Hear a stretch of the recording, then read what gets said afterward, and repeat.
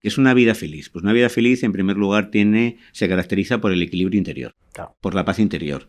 Que eso es algo que han conseguido más casi los filósofos orientales. Ya. Yo cada día estoy más atraído por el Zen, incluso creo que voy a empezar a practicar Kyudo, que es tiro con arco. Ajá. Y yo creo que, bueno, ¿Cómo se llama? Kyudo con K. Ajá. Muy bien. Y donde se trata de lo esencial no es acertar, lo esencial es conseguir un estado de concentración y donde tú te fundes con el pensamiento y el cuerpo se funden Sí. y actúan pues así de una forma automática, donde consigues desplazar al ego, que yo creo que es el mayor enemigo de la felicidad, el ego, el exceso de ego, algo que por cierto suelen tener muchos escritores. Sí. Entonces, bueno, pues yo creo que la felicidad en primer lugar es eso, conseguir serenidad. El equilibrio que tuvo Sócrates, por ejemplo, incluso ante la muerte. La felicidad es algo que debemos conquistar y lo debemos conquistar con nuestros actos. Uh-huh. Y yo pongo como contraejemplo frente a Hitler y Stalin a Nelson Mandela. Nelson Mandela, que además transmitía felicidad, su sonrisa, sus camisas estampadas, a pesar de que había pasado 28 años en la cárcel, 18 años en Robben Island, en unas condiciones durísimas, durmiendo en el suelo, trabajando en una cantera, y él, sin embargo, como sabía que estaba haciendo lo correcto, que estaba luchando por acabar con un sistema injusto como era el apartheid, y luego luchó para evitar que Sudáfrica desembocara en una guerra civil, pues él tenía pues esa felicidad que un poco que es lo que todos debemos buscar. Claro. Entonces los filósofos desde el principio, desde Sócrates, dicen, no, lo que se trata es de vivir bien, pero vivir bien es vivir éticamente, claro, fructíferamente. Fundamentalmente yo no aprendí en las aulas, aprendí leyendo. Yo creo que la mejor escuela, la mejor universidad es una buena biblioteca. ¿Cuál es el secreto de la felicidad? Hombre, a mí yo no considero que lo tenga, ¿no? Pero siempre repito lo que he dicho antes, que es invertir en afectos. O sea, yo pienso que la amistad y la familia son dos cosas esenciales. ¿Cómo vivir una dimensión espiritual en el siglo XXI? Porque la gente se siente muy desengañada con las religiones tradicionales, con la Iglesia Católica, o con las iglesias evangélicas, o no hay tantos problemas en el mundo islámico o en el mundo oriental, pero sobre todo en Occidente hay mucho desapego hacia la espiritualidad organizada en forma de instituciones con jerarquías, pero sigue habiendo una demanda de espiritualidad. Hay mucha gente que cree que existe algo, que busca o si no la espiritualidad en la poesía, en la música, en la naturaleza, y entonces pues bueno, este último libro que es mitad novela, mitad ensayo, intenta pues buscar en qué consistiría una vivencia espiritual en el siglo XXI. Bienvenidos al podcast El Aprehendedor, con César López Benito, donde encontrarás charlas para buscar caminos de mejora en lo personal y en lo profesional. Hoy estrenamos una nueva serie de especiales dentro del podcast El Aprendedor, relacionados con el mundo de las letras y que vamos a llamar A Fondo. En este especial contaré con mi amigo y compañero Eduardo Martínez Rico, escritor, doctor en filología y colaborador en periódicos y revistas, donde juntos entrevistaremos a escritores, artistas y a destacadas personalidades para explorar en profundidad y a fondo a la persona y el personaje. En tiempos de mucho ruido, esta serie especial del Aprendedor es una invitación a pausar, escuchar y a aprender de quienes tienen algo verdadero que decir. Como decimos en el podcast, vive como si fueras a morir mañana, aprende como si fueras a vivir para siempre. Rafael Narbona. Rafael es hijo de escritor, se licenció en Filosofía y Ciencias de la Educación por la Universidad Complutense de Madrid. Ingresó en el cuerpo de profesores de enseñanza secundaria y ha ejercido la docencia como profesor de filosofía en varios institutos de la Comunidad de Madrid. Desde el 2000 colabora habitualmente con El Cultural y Revista de Libros. En 2014 publicó su primer libro, Miedo de ser dos, un ensayo autobiográfico que ha sido seguido por otros títulos. Con Maestro de la Felicidad en 2024, Rafael Narbona regresó a la autobiografía, explicando cómo superó la depresión y desarrollando en paralelo la historia de la filosofía desde el optimismo y la esperanza. En este podcast nos presenta su último libro, El elogio del amor. Con todos vosotros, el profesor Rafael Narbona. Muy buenas, Rafa, ¿cómo estás? Encantado de estar aquí con vosotros y de disponerme a mantener una charla que presumo fructífera. Pues nada, oye, encantado de tenerte en el podcast y bueno, Eduardo y yo teníamos muchas ganas de hacerte esta entrevista porque pensamos que puede salir muy bien. No sé, Eduardo, ¿qué te parece? Hombre, yo estoy seguro porque a Rafael lo conozco ya desde hace algún tiempo, le he leído con atención y sé que vaya a interesar mucho a nuestros oyentes televidentes. Perfecto, Rafa. Pues nada, te voy a tutear. Hombre, por supuesto. Si no te importa, ¿vale? En absoluto. Rafael Narbona es un escritor muy positivo, ¿no? Que animas mucho a la gente. En general, tu escritura es como muy, muy optimista y das esperanza a muchas personas de hoy, ¿no? Queríamos saber un poco cómo consigues dar esa... Pues tal vez porque yo soy una persona que tiende a la melancolía, a la tristeza y a la desesperanza. Claro. Curiosamente, yo tenía una peripecia biográfica bastante complicada, con momentos muy trágicos. Mi padre murió cuando yo tenía 9 años de un infarto, además era escritor como yo. En Córdoba le pusieron en el barrio Las Margaritas a una calle su nombre, en Orihuela también tiene una calle a su nombre. Él era una figura bastante conocida en los años 70, falleció un infausto 2 de junio de 1972. Tenía una enfermedad coronaria que yo luego he heredado. Y bueno, lo que pasa es que era otra época. En aquel momento no había ni bypass, ni había stent. Y al volver del banco, él trabajaba en la Fundación Cultural, era el director del Banco Exterior de España, que ya desapareció, pues le dio un infarto mientras hablaba con mi madre y conmigo. Y claro, yo que le adoraba y que además recordaba que la noche anterior habíamos dado un paseo por el templo de Devot, bueno, yo me sentía con 9 años, 8 años y medio, el niño más feliz del mundo. Él me fue hablando de las constelaciones, repasamos eventos históricos, mi padre era una persona muy cercana, le gustaban mucho los niños, que en aquella época no era tan frecuente, porque los adultos mantenían a los niños un poco a distancia y él, en cambio, pues le gustaba mucho la compañía de los más pequeños. Y bueno, pues la pérdida para mí fue devastadora. Mi madre además pues entró en un cuadro de duelo complicado que no superó nunca del todo. Además, mi madre había sido una niña de la guerra, había conocido los bombardeos en Madrid, en Barcelona, había caído una bomba sobre su casa en la calle La Palma, en Madrid. La bomba, ella vio como la arrojaba un avión alemán y tenemos la cabeza de la bomba en la casa. Porque la bomba no explotó. Si hubiera explotado, hubiera destruido la casa, que era una casa de 2 plantas, y ella habría quedado pues literalmente pues descuartizada porque cayó a sus pies. Lo que pasa es que no explotó, desmontaron el artefacto, le dejaron a mi madre la cabeza como recuerdo, y mi madre luego se marchó con mi abuelo, que era funcionario del Ministerio, creo que de Fomento, a Barcelona. Ajá. Y en Barcelona le pillaron los bombardeos de la aviación italiana en el año 37, que fueron brutales. En una semana murieron 4.000 personas. Y mi madre era una niña de 12 años, todo aquello le dejó muy traumatizada, luego perdió a su marido. Y mi madre era la segunda esposa de mi padre, porque mi padre enviudó por culpa de la tuberculosis. Entonces la tuberculosis era como la peste, ¿no? Era luego el SIDA. Y mi madre, cuando se casó con mi padre, pues asumió el cuidado de 2 niños, pues se convirtió en su madrastra, que es una palabra muy fea, pero yo creo que fue una buena madre. Pero sin embargo mi hermanastro, mi hermano mayor, cuando yo tenía 20 años se suicidó. Entonces yo a los 20 años había pasado por la pérdida de un padre, por el suicidio de un hermano. Luego mi hermana Rosa tenía varias discapacidades físicas, no psíquicas, porque ella fue profesora, y en mi casa se respiraba más bien tristeza, melancolía y desánimo. Y bueno, yo luego conocí a mi mujer, con la que llevo felizmente casado muchísimos años, llevamos 40 años juntos, pero también pasamos por dificultades. Ella también pasó por una depresión y hubo un momento en que yo me vi desbordado por todos los acontecimientos adversos que había sufrido.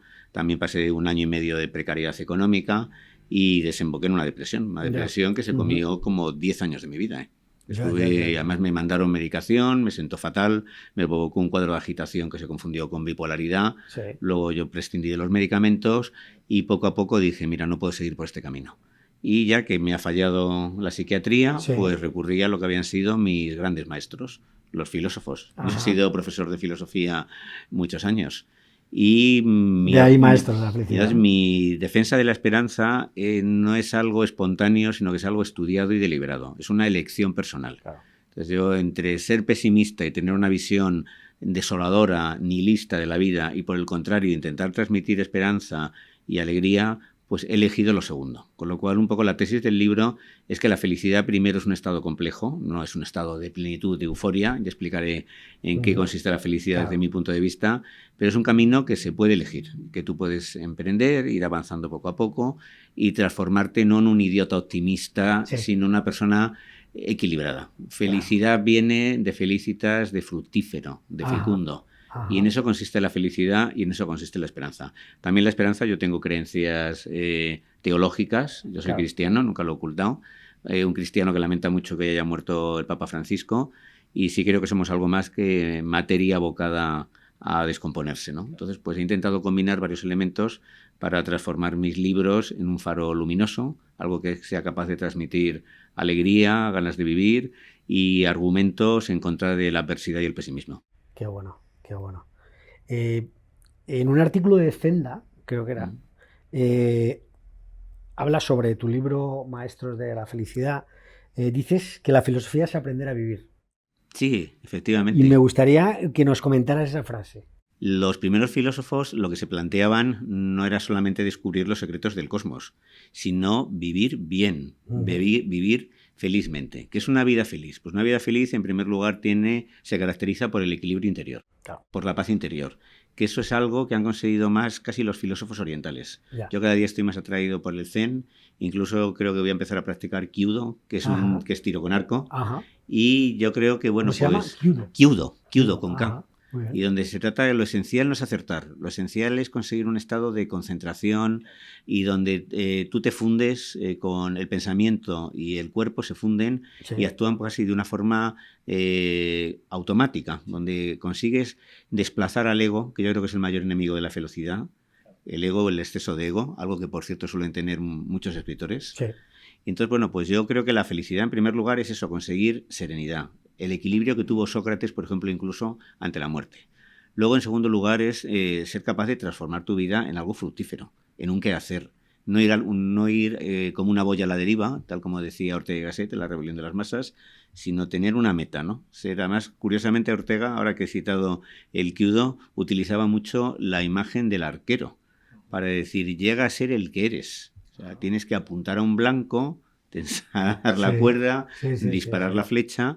Y eso es algo que solo se consigue pues con mucho trabajo, con mucho esfuerzo, como tú estás haciendo, como estáis haciendo vosotros ahora con los podcasts. Realmente el trabajo, la concentración, la seriedad es lo que te permite pues llevar una meta a su término. Y yo creo que no se puede vivir sin una meta. Todas las metas son válidas siempre y cuando sean honestas. Si tu meta es enriquecerte a costa del sufrimiento ajeno, evidentemente eso es una meta indigna. Eso no es una meta, no, es una vileza. Claro. Pues si tú tienes una meta, un objetivo, disfrutas de paz interior y en último término, lo que Kant llamaba una conciencia satisfecha, que es el haber hecho lo correcto, porque se habla mucho del derecho a la felicidad.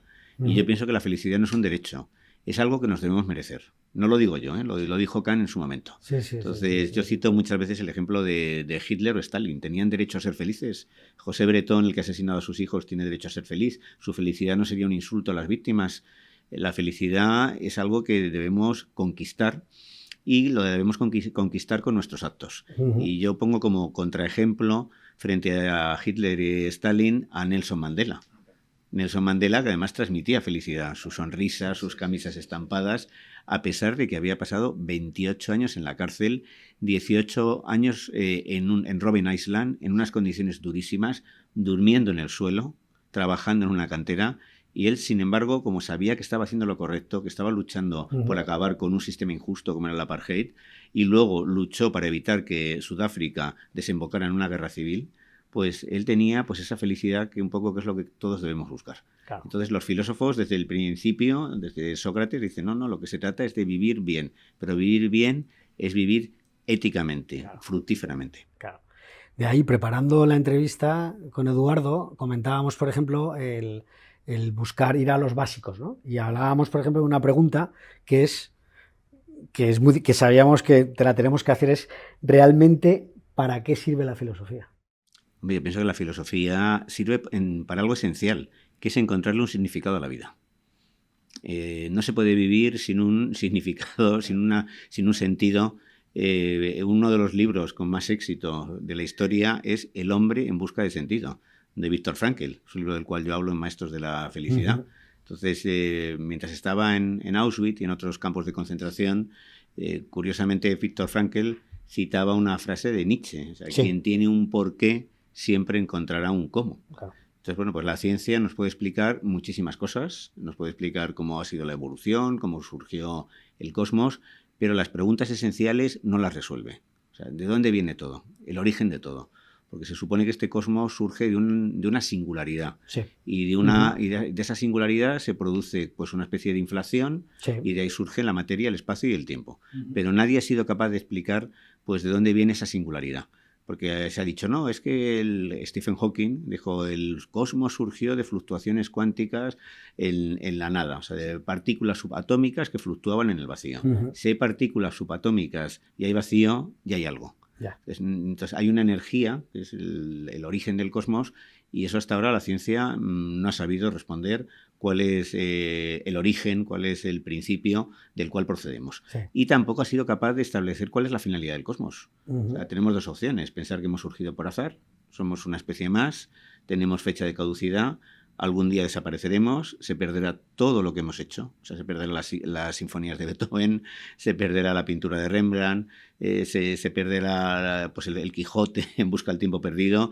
A mí me parece una catástrofe cósmica, pero es que además, según la física, el universo avanza hacia la muerte térmica. Ajá. Llegará un punto que hasta los átomos se disolverán, hasta los agujeros negros se disolverán, quedarán pues los electrones dispersos ahí en el vacío. Entonces, esta es una perspectiva que yo creo que abona lo que es el nihilismo, la desesperanza. Claro. Si tú quieres encontrarle un significado, un sentido a la vida, ya sea desde un punto de vista estrictamente materialista o desde un punto de vista más espiritual, tienes que recurrir a la filosofía, porque ese es el gran tema de la filosofía. Yo no creo que se pueda vivir bien sin atribuirle un significado, un sentido a la existencia. Rafael, ¿y tú por qué estudiaste filosofía? Pues mira, por una razón un poco prosaica, porque no soportaba la lingüística. Yo en un principio quería estudiar filología hispánica. También había pensado estudiar medicina o derecho. Medicina, aunque tenía las notas, lo descarté porque el sufrimiento ajeno me afecta mucho. Yo he tenido, mi bisabuelo materno era médico rural en Puente del Arzobispo, conservo su cartilla del año 1870. También un tío abuelo mío era médico y fue forense. Yo pensé en algún momento en hacerme médico, pero el dolor ajeno me afecta más que el sufrimiento en mis propias carnes. Luego derecho le eché un vistazo, me pareció muy aburrido. O sea, lo que era filosofía del derecho me parecía interesante, el derecho constitucional también tenía cierto interés, pero el derecho administrativo, el derecho mercantil, me resultaba muy, muy tedioso. Entonces me planteé, pues bueno, estudiar literatura, pero vi que que muchísimas asignaturas eran de lingüística.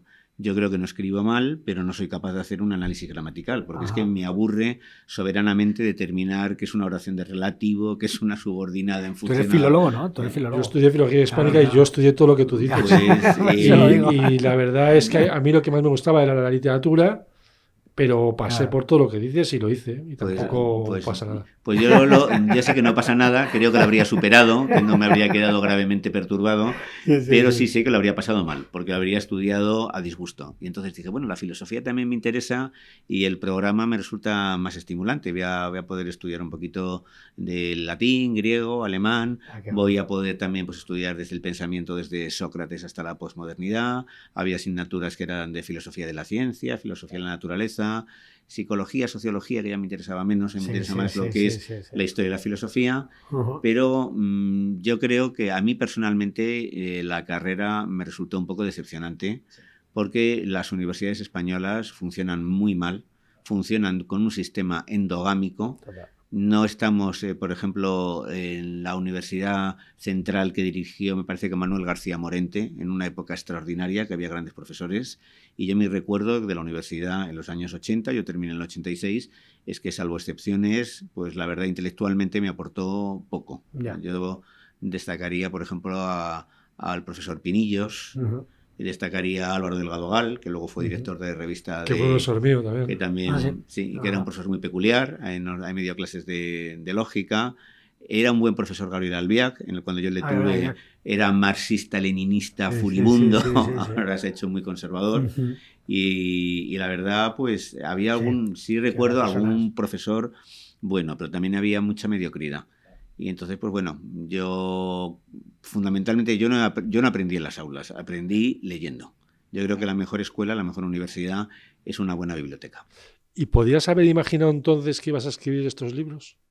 Yo quería ser escritor porque mi padre había sido escritor, pero a mi padre se le había olvidado muy pronto. Entonces mi padre cuando murió, la noticia salió en todos los medios de comunicación, apareció en televisión, en prensa, y 10 años después ya sus libros no se reeditaban, nadie le leía, había caído en el olvido, y a mí eso me resultó como muy descorazonador. Claro. Y eso provocó que yo fuera aplazando el escribir, y de hecho no publiqué mi primer libro hasta el año 2013, que ya tenía 50 años.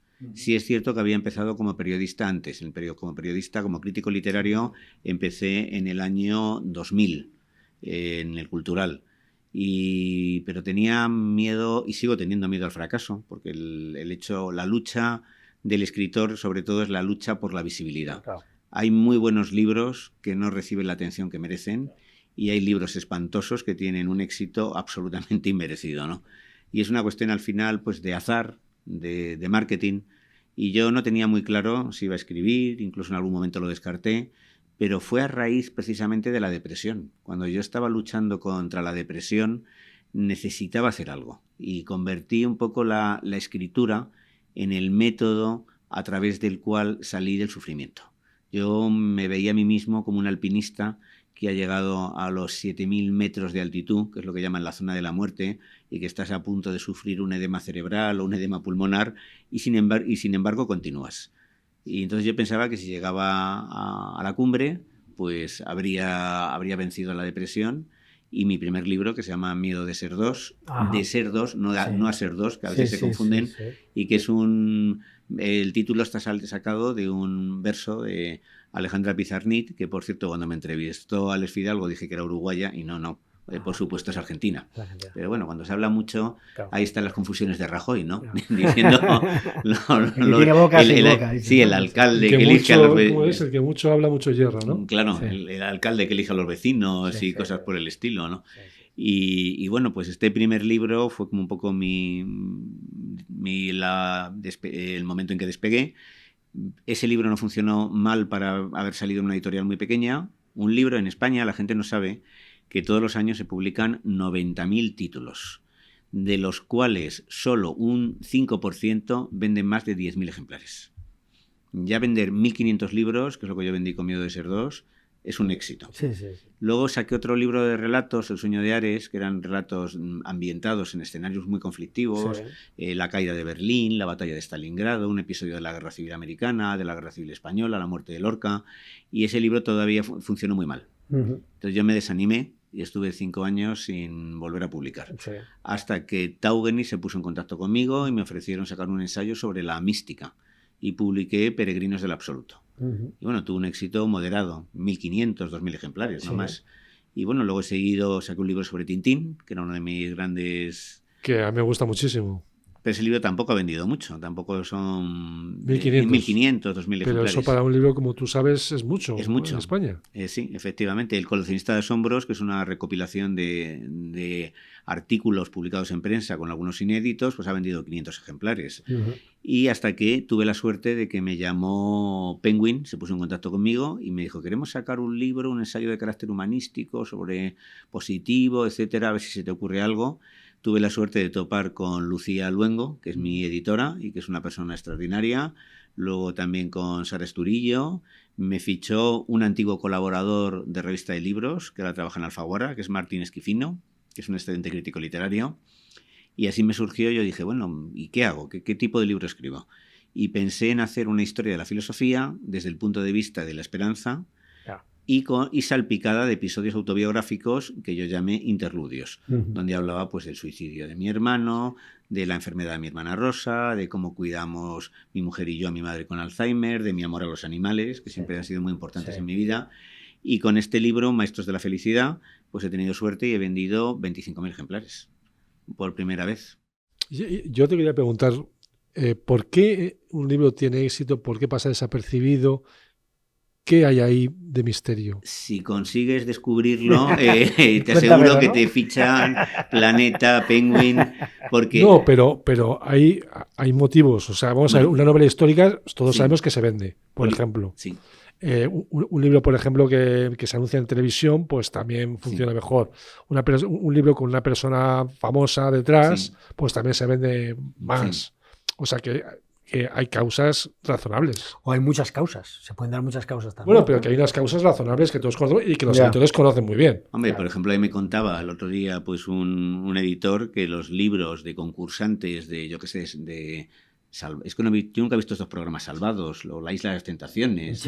Pues esos venden 20, 30, 40, 50.000 ejemplares, ¿no? Entonces, eso no es literatura. Eso es un fenómeno pues de carácter sociológico. Seguramente ni los escriban ellos. No, seguramente no los escriben ellos. Eso te lo puedo garantizar. Y los que son honestos lo reconocen. Porque ponen, incluso este bestseller de Manuel Sansegarra lo ha hecho con un periodista.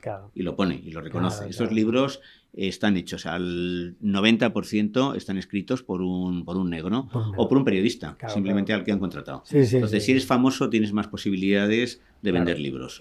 Luego hay géneros que son mucho más populares, la novela histórica, la novela policíaca. Luego es esencial estar en uno de los dos grandes grupos editoriales que hay en España, que son Penguin y Planeta. Yo la diferencia es que gracias a estar en Penguin, mis libros están en el Corte Inglés, en la FNAC y además bien expuestos en sitios tiene mucha destacados. Visibilidad, claro. O sea, si no estás en uno de estos dos gigantes, porque cuando la gente lee un libro de Alfaguara no sabe que en realidad pertenece a Penguin, o cuando lee un libro de Tusquets no sabe que en el fondo es como estar en el Madrid o el Barcelona. Claro, yo lo comparo que yo antes corría con un CAR y ahora tengo un Fórmula 1. Entonces, eso es lo esencial. Pero aún así, por ejemplo, yo, Maestros de la Felicidad, funcionó muy bien, Elogio del Amor está funcionando mucho peor, pues hay una especie de cuestiones puramente aleatorias que no se controlan. Por ejemplo, ¿cómo se explica el éxito del Infinito en un junco? Nadie lo esperaba, ni la editorial ni la autora. De hecho, se tiraron 4.000 ejemplares y se pensó que el libro, pues sería un libro más.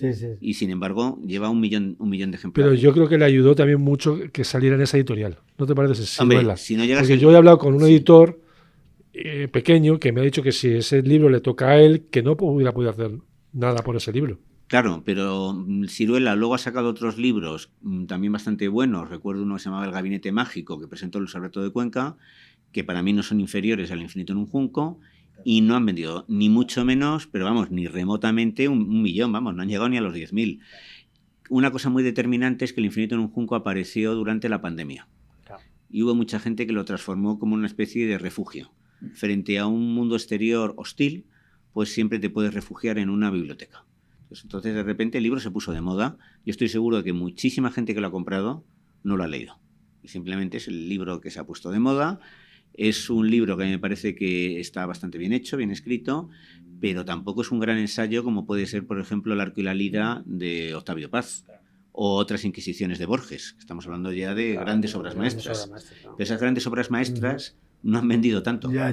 El Infinito en un junco es un libro amable, es un libro acogedor, es un libro... Pero ahí han aparecido otros libros parecidos o similares. ¿Por qué no se han vendido tanto? Luego, además, Irene Vallejo no se prodiga tanto, en el sentido no ha vuelto a sacar otro libro desde el año 2019. Entonces, hay algo misterioso que de repente hace que un libro... tienes primero que estar, desde luego, en una editorial grande. Eso es lo primero. Pero a partir de ahí, que pases de vender 5.000, 10.000 o 1 millón, hay algo mágico. ¿Sabes lo que me dijo Sánchez Dragó del libro de Infinito en un junco? No. Me lo dijo pues poco antes de que muriera, no sé, un año, unos años, no sé, poco, por teléfono me lo dijo, que a él le había gustado mucho, pero que él pensaba que no iba a repetir algo así nunca, porque un libro como ese no se repetía. Eso lo sabe la propia Irene Vallejo, y yo no sé si ningún otro autor va a conseguir algo similar, porque nunca un ensayo había vendido tanto. Hombre, te tienes que remontar a Política para Amador, de Fernando Savater, pero claro, es que ese libro se utilizó como libro de texto en muchos institutos. ¿Ética Amador puede ser? Ética para Amador y Política para Amador. Es que tiene ética y política. Yo utilicé Política para Amador en algunas clases. Entonces esos libros vendieron muchísimo. Pero como decía hasta Savater, yo he hablado con él y me dijo, esto fue una carambola. También vendió mucho La biografía del silencio de Pablo Dors, pero no tanto, no llegó a estas cifras. A lo mejor vendió 100.000 o 200.000, no lo sé. Muy bueno, además, Es un libro muy bueno. Pero ahí, primero, si no estás en un gran grupo editorial, tus oportunidades son limitadísimas, aunque tengas una obra maestra. Si Irene Vallejo hubiera publicado en una editorial pequeña, desde luego no habría tenido este éxito, porque no habría tenido la oportunidad de distribución. Porque es que cuesta mucho la distribución. Y Planeta y Penguin tienen sus propias distribuidoras. Se olvida que el libro forma parte de un mercado, es un negocio. Y entonces lo que pasa es que si no vendes mucho, no existes. Claro. Entonces, en la medida en que yo he vendido más, me han llamado de más sitios. Entonces... Es la pescadilla que se muerde la cola, ¿no? Pero también de repente pues hay autores que venden mucho y se estrellan. Por ejemplo, Fernando Aramburu vendió muchísimo de Patria, que tampoco nadie esperaba que Patria fuera un éxito de esa magnitud, y sus títulos posteriores, algunos han sido incluso, pues han tenido unas ventas muy discretas. Y no eran malos libros, ¿eh? Ya. Pero eran libros, Sí. yo que sé, más personales. Y también llegó a Patria, digamos, con una carrera detrás. O sea, no fue Patria de repente, sino que ya tenía una carrera detrás, Aramburu, ¿no? Sí, tenía una carrera detrás muy importante, con muy buenos libros, con varios premios y reconocimientos, pero sus libros nunca estaban en la lista de los más vendidos, o sea, nunca estaban en la lista de los 10 más vendidos. Y él, pues bueno, no, cuando salió Patria ni siquiera le hicieron una gran campaña publicitaria, en el Cultural le dedicaron media página. Y entonces empezó el boca a boca, que es una cosa como muy misteriosa, a la gente le gusta mucho el libro, y el libro tiene mucha fuerza sentimental. A mí en algunas cosas me recuerda a Romeo y Julieta, porque son la historia de dos familias pues enfrentadas y con un final trágico. Hay algunos que han criticado que las protagonistas al final se abracen, pero es un libro muy emotivo y entonces llegó a un público muy amplio. Pero luego los vencejos o los libros posteriores, con ser buenos libros, no han vendido tanto. Tal vez porque él adoptó un registro más personal. Aramburu no ha hecho como Arturo Pérez Reverte, que repite casi siempre pues, una fórmula muy parecida, y él ha pretendido innovar. Claro. Pérez Reverte, al parecer, también lo intentó con El pintor de batallas, que es un libro más personal, para él uno de los mejores y, curiosamente, de los que menos ha vendido. Claro. Quería preguntarte sobre todo esto que hablamos, ¿no? del mundo editorial, o sea, dar en el clavo, estar en el sitio en el momento adecuado, pero ha aparecido una cosa de 2 años para acá, bueno, es una cosa muy importante, en noviembre o diciembre de 2022, que es ChatGPT, la inteligencia artificial. ¿Cómo crees tú que la inteligencia artificial va a cambiar? Pues antes de contestarte a esta pregunta, te voy a hacer un comentario sobre las ventas, y es que luego hay otro fenómeno, que son autores que no están en las grandes editoriales o que terminan estando en las grandes editoriales, pero que han conseguido vender mucho a través de Amazon. Por ejemplo, novelitas románticas, estilo Corín Tellado. Muy bien. Yo cuando estuve en la Feria del Libro el último año, la mayor cola era de una autora de 20 y pocos años que hacía unas novelitas románticas que desde el punto de vista literario no tienen ningún valor, pero que había vendido 2, 3, 4 millones de ejemplares. Esos libros ni siquiera se reseñan. Los periódicos los ignoran. No se suele entrevistar a sus autores. ¿Y por qué venden? Pues porque vendía Corín Tellado, que vendió más de 50 millones de libros. En el mercado se habla, bueno, en la literatura se habla de la literatura de género. Y es verdad que las novelas históricas, que yo escribo novelas históricas, sé lo que es eso. Las novelas negras, las novelas románticas, todo eso vende muchísimo. Vende mucho. Y yo tengo el ejemplo de las novelas históricas. Yo no soy un autor famoso y, sin embargo, mis novelas históricas, digamos que se venden por sí mismas. Exacto. Por los propios personajes, porque son novelas sobre personajes históricos muy atractivos, y por el propio género. Porque yo creo que la gente sabe que el género les interesa, les gusta el pasado, novelado, etcétera. O sea, no soy yo el que las vende, digamos que se venden por sí mismos. Claro, porque hay un mercado detrás. Claro, ahí está, por ejemplo, Posteguillo. Literatura de género. Posteguillo, pues con sus libros sobre Roma, ha vendido muchísimo. O Falcones, pues también ha vendido mucho. Pero es que, novela histórica. Novela histórica. Me acuerdo que García Gual una vez me dijo, venderás y tal, pero siempre de esto, me dirá. Y se refería a la novela de género. Pero vende todavía más la novela romántica, que ni siquiera aparece reseñada ni comentada. ¿Qué pasa? Y que es un fenómeno a veces además de casa, que empiezan a escribir una novela, la autopublican en Amazon y se han convertido y esto pasa en España, en Estados Unidos. Pero para llegar a los cientos de miles de personas que llegan... A través de las redes sociales. A través de las redes sociales. Porque tienen redes sociales, porque las trabajan. Exacto, a través de las redes sociales. Y luego lo de la inteligencia artificial, hombre, yo no conozco casi nada del tema. Sí. De momento la inteligencia artificial lo único que hace es combinar. Sí. Combinar y bueno, pues cada vez cuando intenta hacer una traducción, las traducciones ya cada vez están más logradas. Sí. Pero en cambio se han intentado hacer varias novelas y los resultados han sido mediocres, aunque yo conozco el caso de una autora oriental, que no recuerdo el nombre, que ganó un premio y reconoció que algunos fragmentos los había hecho con inteligencia artificial. ¿Qué sucederá en un futuro? Hombre, esas novelas quizá tendrán una gran perfección formal, puede ser, pero no serán novelas humanas. A nosotros lo que nos interesa es lo que tiene interés humano. Aquello, la inteligencia artificial yo creo que no puede comprender lo que es, por ejemplo, el amor, lo que es el bien, lo que es la belleza. Esas son emociones estrictamente del ser humano. Y entonces a lo mejor la inteligencia artificial consigue hacer una buena trama, con una intriga sostenida, cuida todos los detalles, no deja ningún hilo suelto, pero salvo que aprenda a pensar por sí misma, que tampoco hay que descartarlo, no es capaz de comprender los grandes sentimientos humanos que son el eje de todas las grandes novelas. Porque tú, por ejemplo, pues ¿cuáles son los temas? Son siempre los mismos. El amor, la muerte, el heroísmo, etcétera. Todo eso es exclusivamente humano.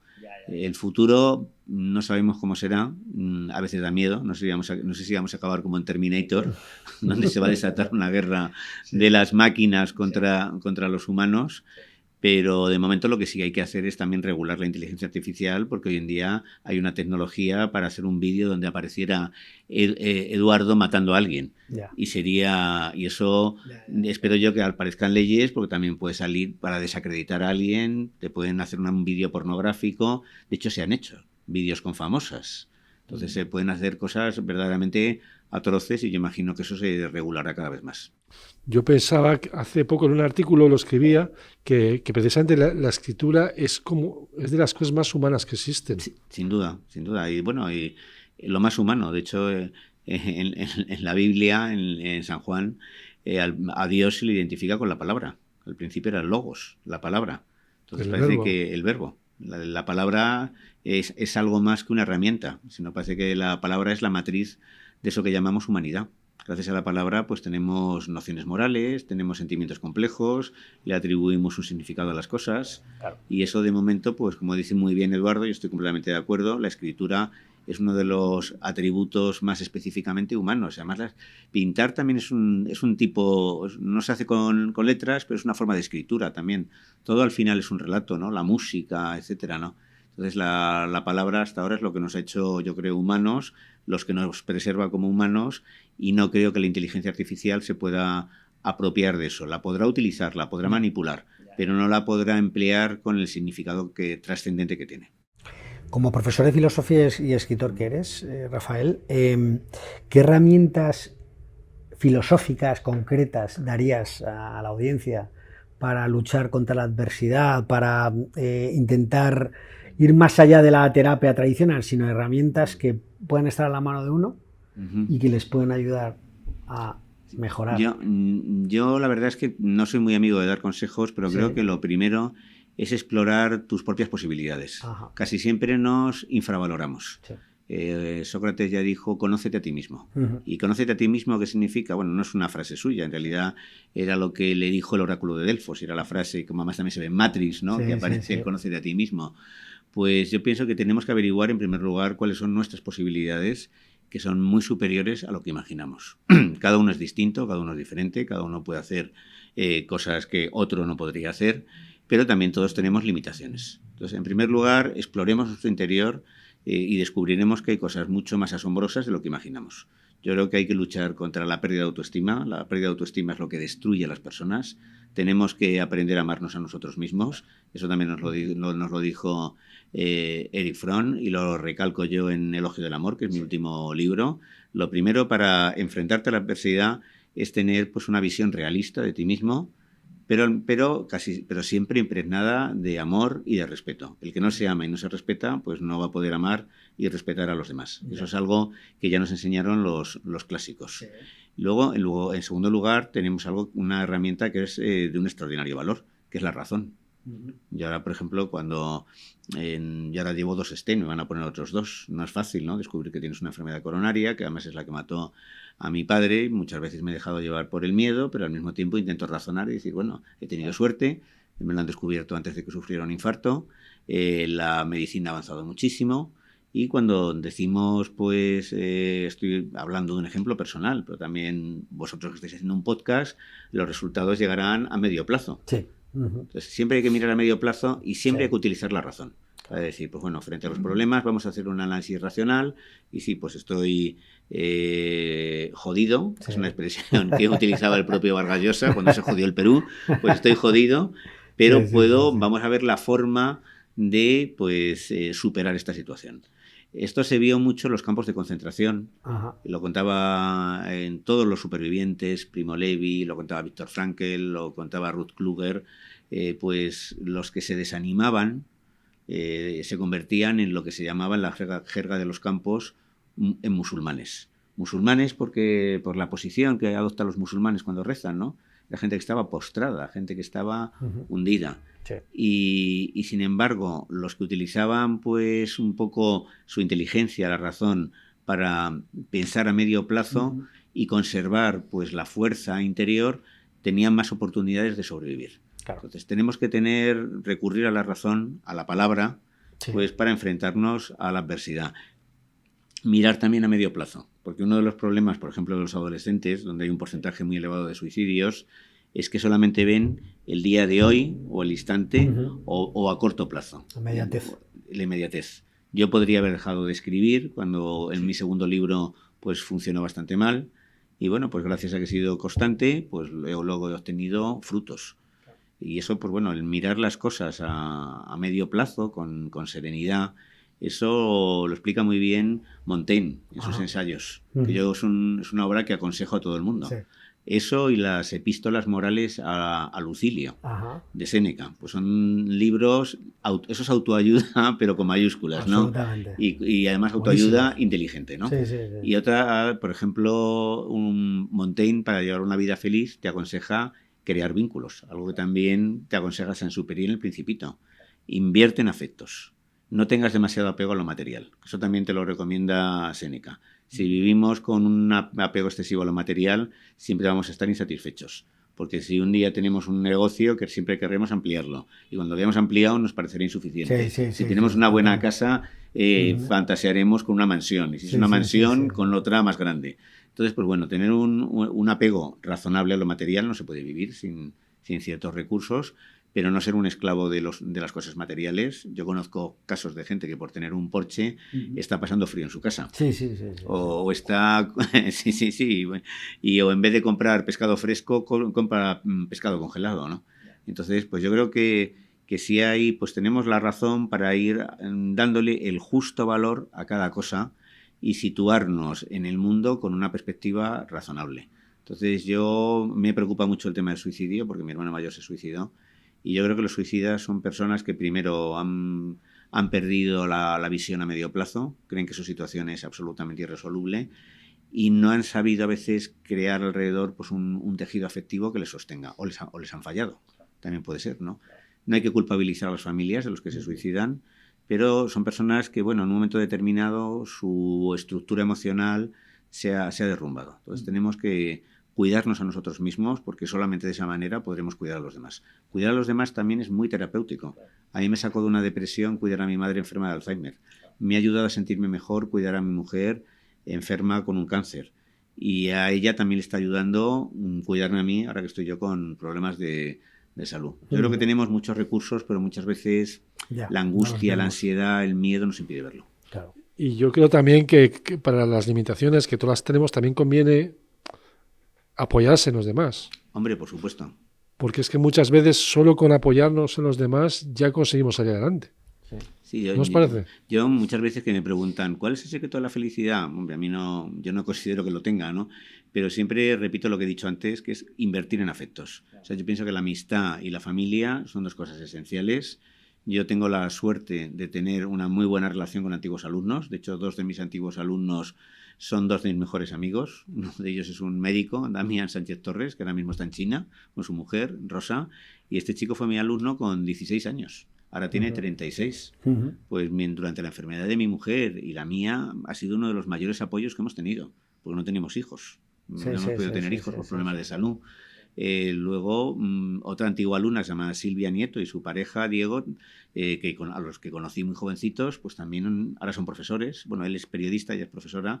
También han sido un apoyo fundamental. Todo lo que hemos vivido, el cáncer de mi mujer, sin el apoyo de los amigos, no lo habríamos podido soportar. Tenemos mucha amistad con una psicóloga, Susana Garrido.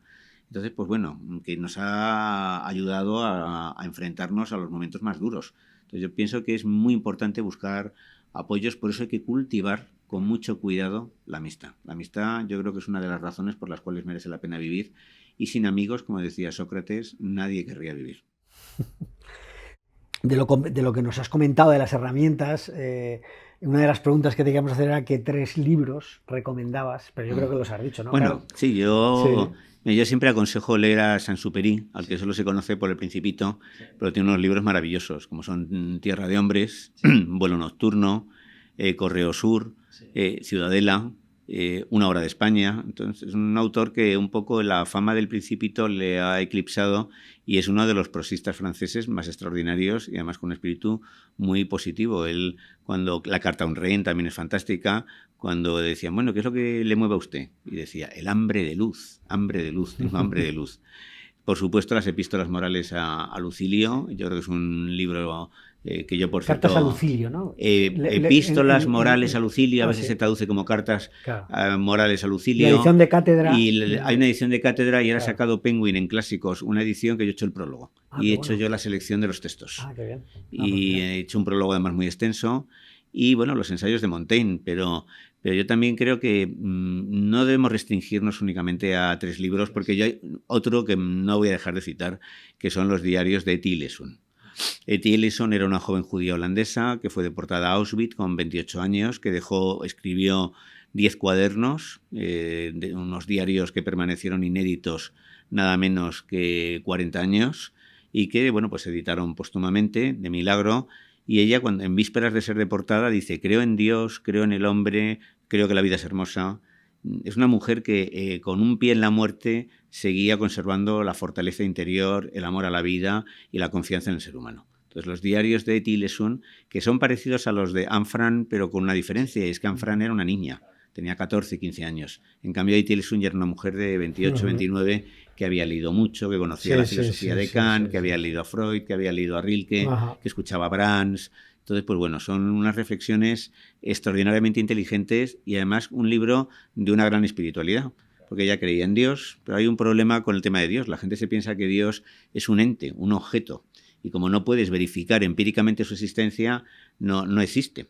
Entonces, realmente Dios es eso que hemos llamado causa primera, causa última, está más allá del espacio, más allá del tiempo, y podemos deducir su existencia o percibirla en nuestro interior. Así lo entendía Etty Hillesum. Y Etty Hillesum pues le impresionó de tal forma a Benedicto XVI que después de renunciar al papado, cuando hizo su primera declaración pública, citó a Etty Hillesum, que no era para nada católica y además ni judía, y era una mujer que, por cierto, con una sexualidad desinhibida, con una vida nada ortodoxa, pero que sin embargo estos diarios pues yo creo que tienen una gran fuerza y son una gran ayuda para todos los que sufren. Y habría una lista muy larga. Rafael, y ahora, como tú has hecho esa introducción, seguro que muy interesante, yo no la conozco todavía, de Séneca. Sí. Séneca tiene fama como que era muy, muy contradictorio, ¿no? Sí, ¿Puedes sí. explicar eso? Que creo que es interesante. Pues sí, bueno, Séneca hablaba del desapego a los bienes materiales y era uno de los hombres más ricos de su tiempo. Luego pues le han acusado de ser un vil adulador, ¿no? A fin de cuentas fue uno de los preceptores de Nerón, aunque luego finalmente Nerón ordenó su muerte. Y entonces, bueno, pues él ha acusado de tener gestos de indignidad ante el poder, e incluso cuando Nerón ordena la ejecución de su propia madre, parece que Séneca de forma indirecta lo justifica. De todas maneras, yo pienso que no hay que pedirle a un autor ejemplaridad. Los textos tienen cierta autonomía. Lo importante es lo que se dice y no lo que se hace. O sea, yo no propongo que Séneca sea un ejemplo, pero creo que sus reflexiones son muy atinadas. Que luego no fuera capaz de trasladar a su propia vida lo que él mismo predicaba, pues hay un poco los historiadores están divididos. Algunos... Y también las lentes de hoy no son las de hace Eso sin duda, años, ¿no? pero sí es cierto que sí es fácil ver en él un punto de oportunismo, ¿no? De que él sí se guardó las espaldas, no intentó adoptar una posición moral, sino que sí le interesó vivir bien, disfrutar de privilegios. Luego, eso sí, cuando le condenaron a muerte y le dieron la opción de suicidarse, lo hizo con mucha entereza, porque Nerón le prohibió dejar en herencia pues sus bienes a su familia y a sus criados, y él dijo, bueno, pues os dejaré lo único que puedo dejaros, que es mi ejemplo, un ejemplo de una muerte digna. Entonces sí es cierto que Séneca, bueno, pues era contradictorio, pero eso ha pasado en gran parte de la historia de la filosofía y de la historia del pensamiento. ¿Qué hacemos, por ejemplo, con Jaime Gil de Biedma? Jaime Gil de Biedma, el autor de Las personas del verbo, es uno de los mejores poetas de la generación del 50 y al mismo tiempo sabemos que él era homosexual, lo cual no tiene nada negativo, pero sí él cuenta en sus memorias que se acostaba con menores en Filipinas, chicos que se prostituían con 12, 13 años. Eso es algo moralmente reprobable. ¿Vamos a dejar de leerle? Yo creo que hay que disociar al autor de la obra. Entonces yo disfruto con los poemas de Gil de Biedma, pero probablemente no me habría hecho su amigo, porque yo intento rodearme de personas con una conducta que yo considero intachable. Entiendo muchas fragilidades, muchas debilidades, no soy nada moralista, pero ya hay ciertos límites que cuando los traspasas estás incurriendo en conductas perversas. Claro.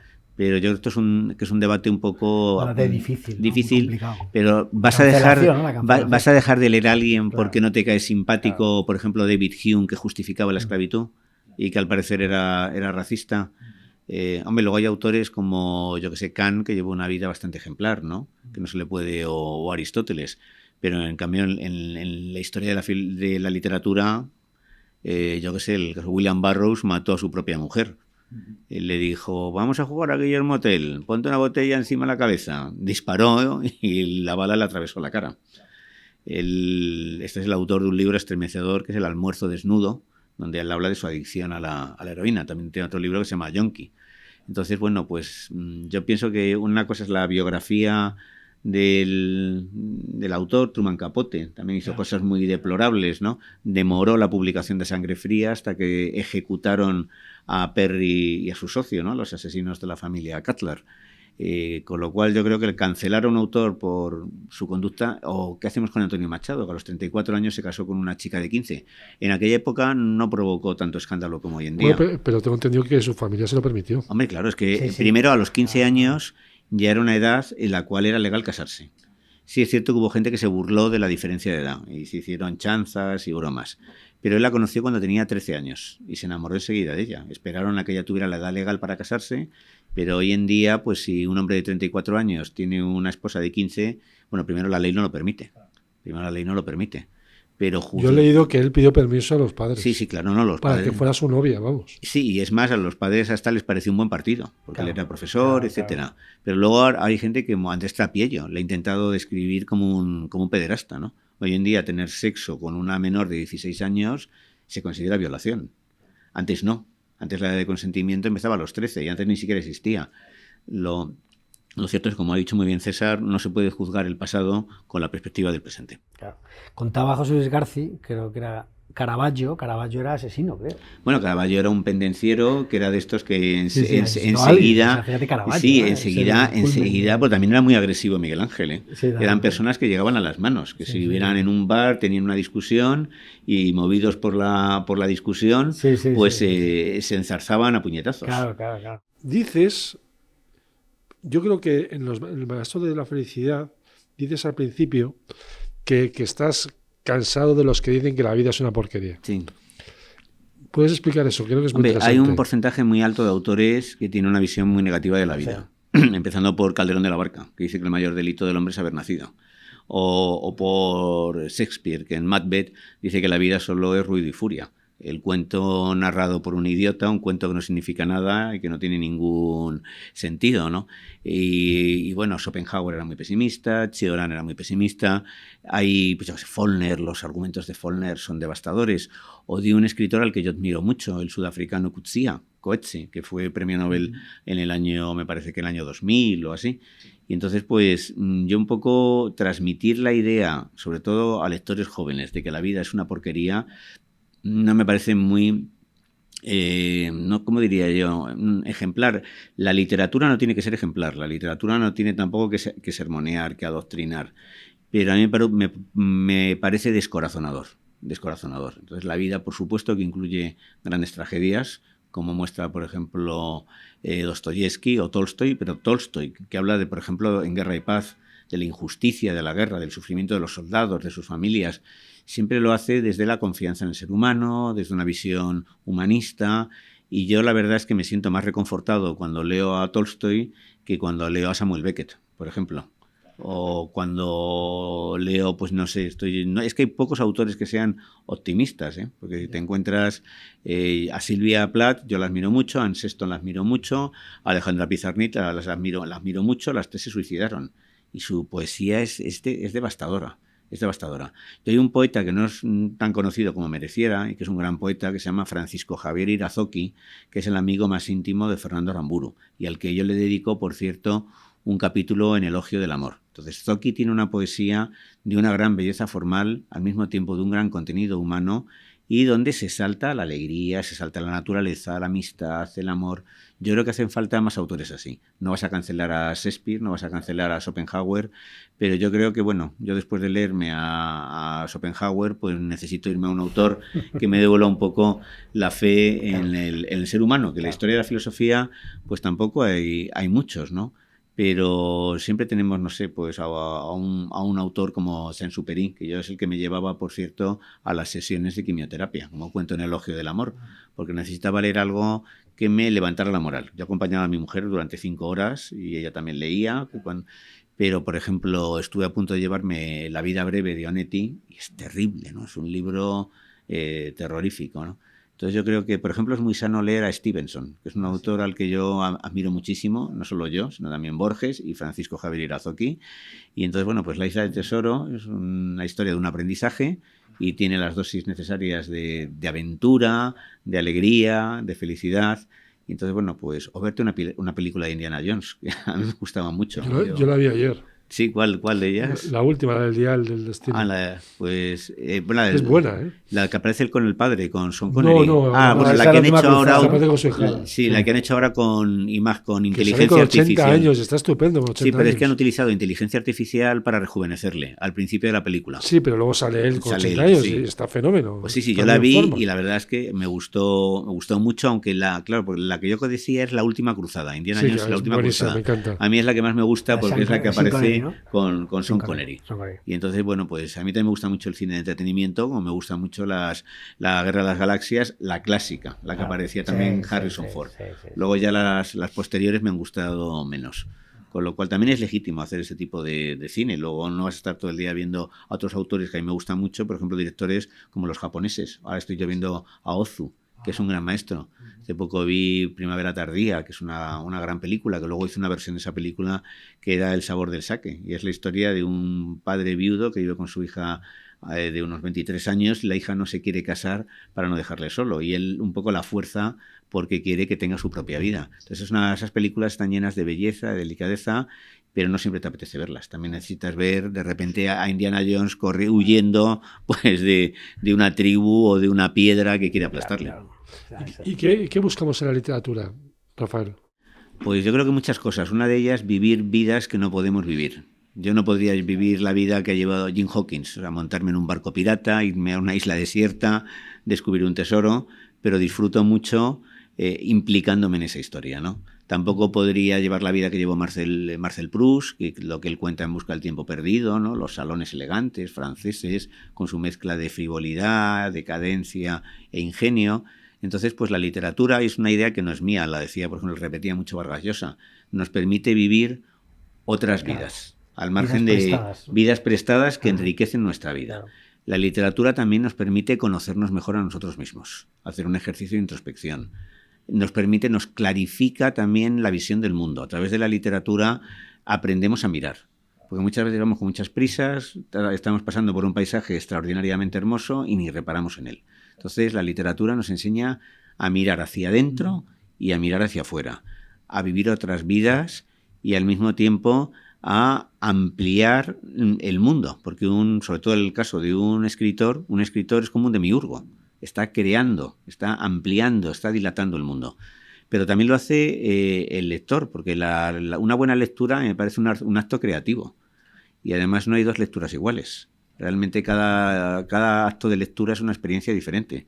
Y es como un encuentro entre dos personas que dialogan. Y entonces yo creo que la literatura es un continente gigantesco, con infinidad de paisajes, que nos ofrece infinidad de caminos y que siempre nos lleva a algún lugar fructífero.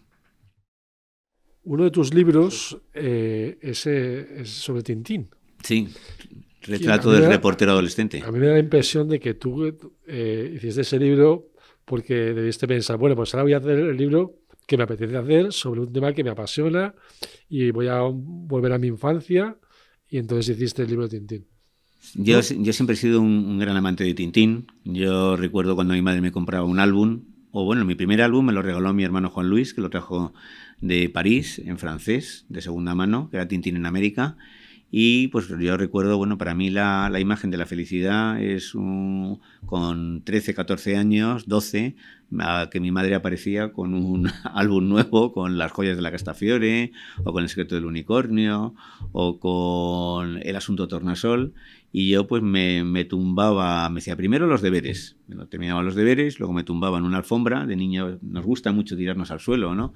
Abría el álbum con un tazón de leche con Nesquik, con unas magdalenas, tenía un pastor alemán que se llamaba Tristán, que se ponía a mi lado, y yo ahora, según lo cuento, me veo a mí mismo y siento mucha nostalgia de esa época. Entonces, a mí Tintín pues, me hizo disfrutar, y además se trata de unos cómics que pueden leer los adultos y que plantean dilemas morales, y que también hablan de otras culturas y que critican los excesos del capitalismo o los regímenes dictatoriales o el colonialismo. Entonces, pues yo al mismo tiempo que disfrutaba, pues también iba desarrollando una perspectiva moral, y luego me encantaba ese trazo limpio, ¿no? Esos colores planos, esas viñetas que estaban tan bien concebidas.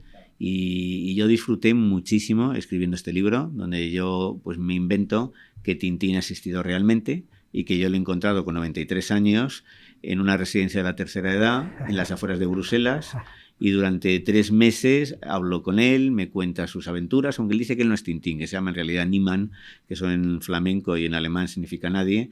Pero bueno, ahí se va dejando entrever que realmente sí es Tintín. Pero eso lo hiciste a propósito, ¿no? Lo hice aposta, sí. Bueno, lo hice por 2 motivos. En un principio era Tintín, pero la editorial me dijo que nos podía crear problemas con Mulansar, que es la empresa que explota los derechos de Tintín, que son muy puntillosos, que han denunciado hasta blogs particulares por utilizar imágenes sin permiso. Entonces dije, bueno, pues me invité este ardid retórico para protegerme un poco frente a posibles demandas. También el libro yo quería haberlo titulado El asunto Tintín y haber puesto a Tintín en la portada, no me dejaron, por eso aparezco yo caracterizado de Tintín en la portada, con un perro que tenía, que se parecía a Milú, aunque en negro, un Scottish Terrier, y al fondo el castillo de Cheverny, que es el castillo real en el cual se inspiró Hergé para crear Mulansar, la residencia de Haddock, aunque suprimiendo las 2 salas laterales. Y desde luego con ese libro me lo pasé, iba a decir como un enano, pasa es que yo no sé si eso ya es políticamente incorrecto, yo soy bajito, así que no puedo tener prejuicios en ese sentido, pero me lo pasé muy bien, disfruté mucho, y es un libro que la verdad me hizo recuperar durante un tiempo mi infancia, y que me gusta de vez en cuando ojearlo, más un libro en pasta dura, cosido. Y sí, es una de mis obras más queridas. De hecho, hoy en día creo que hay, tienes igual voy a decir un sacrilegio, pero tienes las aventuras de Tintín en dibujos. Yo tengo tanto... Claro, en dibujos me refiero que la gente lo puede ver en una plataforma de... Bueno, tengo los álbumes. Sí. Yo tengo los álbumes, tengo en su momento, me compré todas las películas, que ahora se pueden ver en plataformas. Luego a mí me gusta la película que produjo Spielberg, la verdad es que me gustó, que hay gente que la criticó porque decía que sobre todo en la segunda parte pues que parecía un Tintín muy semejante a Indiana Jones. Sí. Pero yo esa película la he visto varias veces, he disfrutado mucho con ella. ¿Cómo se llama esa película? Me parece El secreto del unicornio. ¿no? El secreto del unicornio. Claro, que me confundo. Hay un álbum que se llama así, El secreto del unicornio, y lo continúa.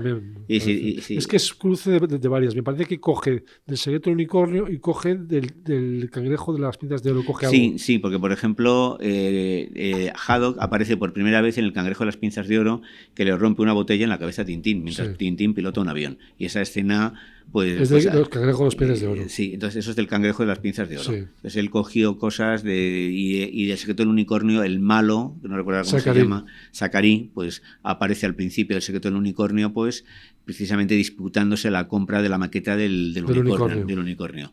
Y él hizo como una especie de síntesis, cogió alguna detalle, metió a Alan Thompson, que es uno de los villanos, que tampoco había aparecido, que no aparece en el secreto del unicornio.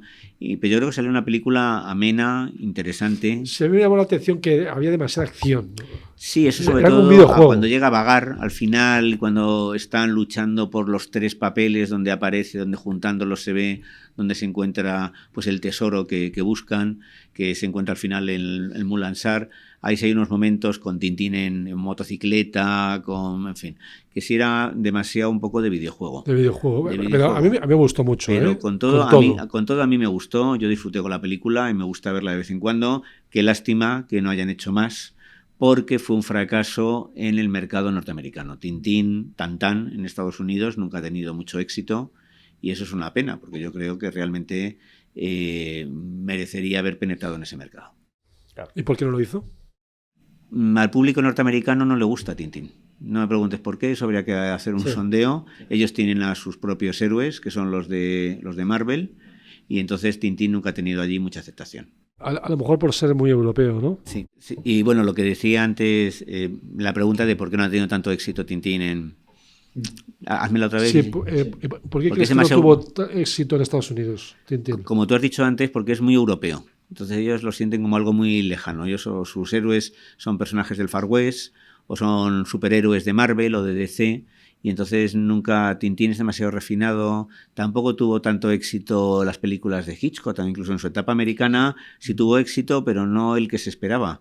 Entonces, un poco Estados Unidos y Europa son como ligas distintas. Yo, por ejemplo, a mí nunca he entendido el béisbol. O sea, no soy capaz de seguir un partido y me resulta aburrido. O Woody Allen, por ejemplo, muy bueno, ¿no? Sí, o Woody Allen, o por ejemplo el fútbol es un deporte más de Europa.